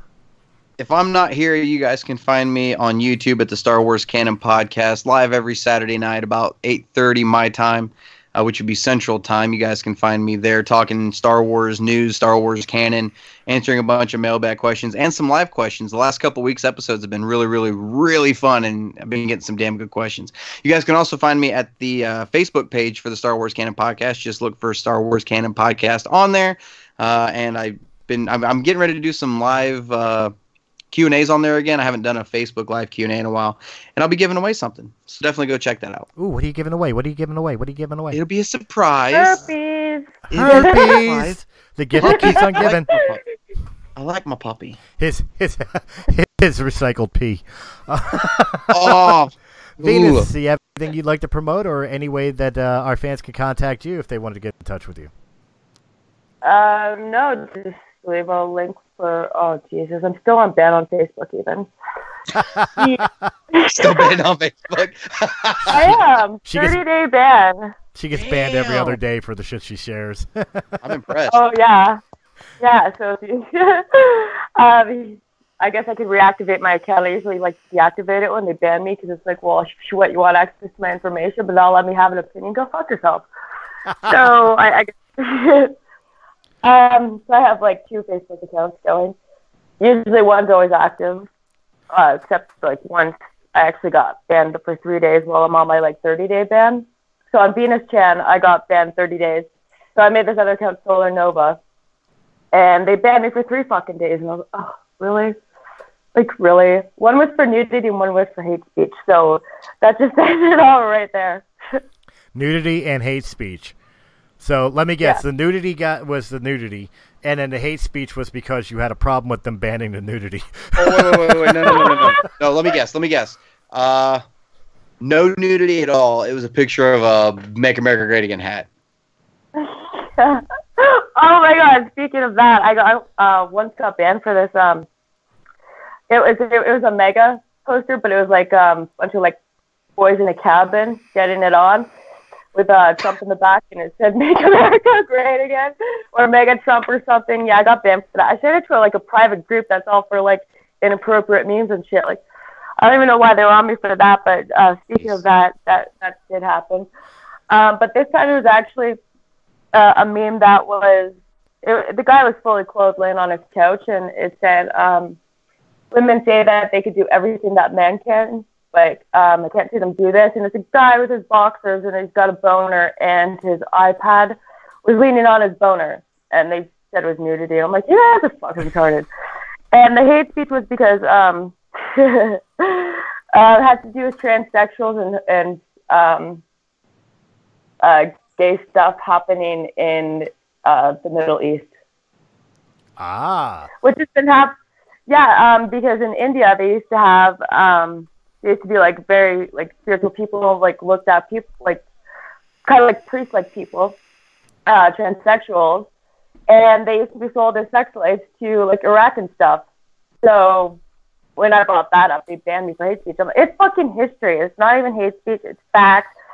But fucking liberal world we live in. Well, I can't wait. And it's information. Like, nobody knows that type of stuff. So, I mean, it was good information to share, but...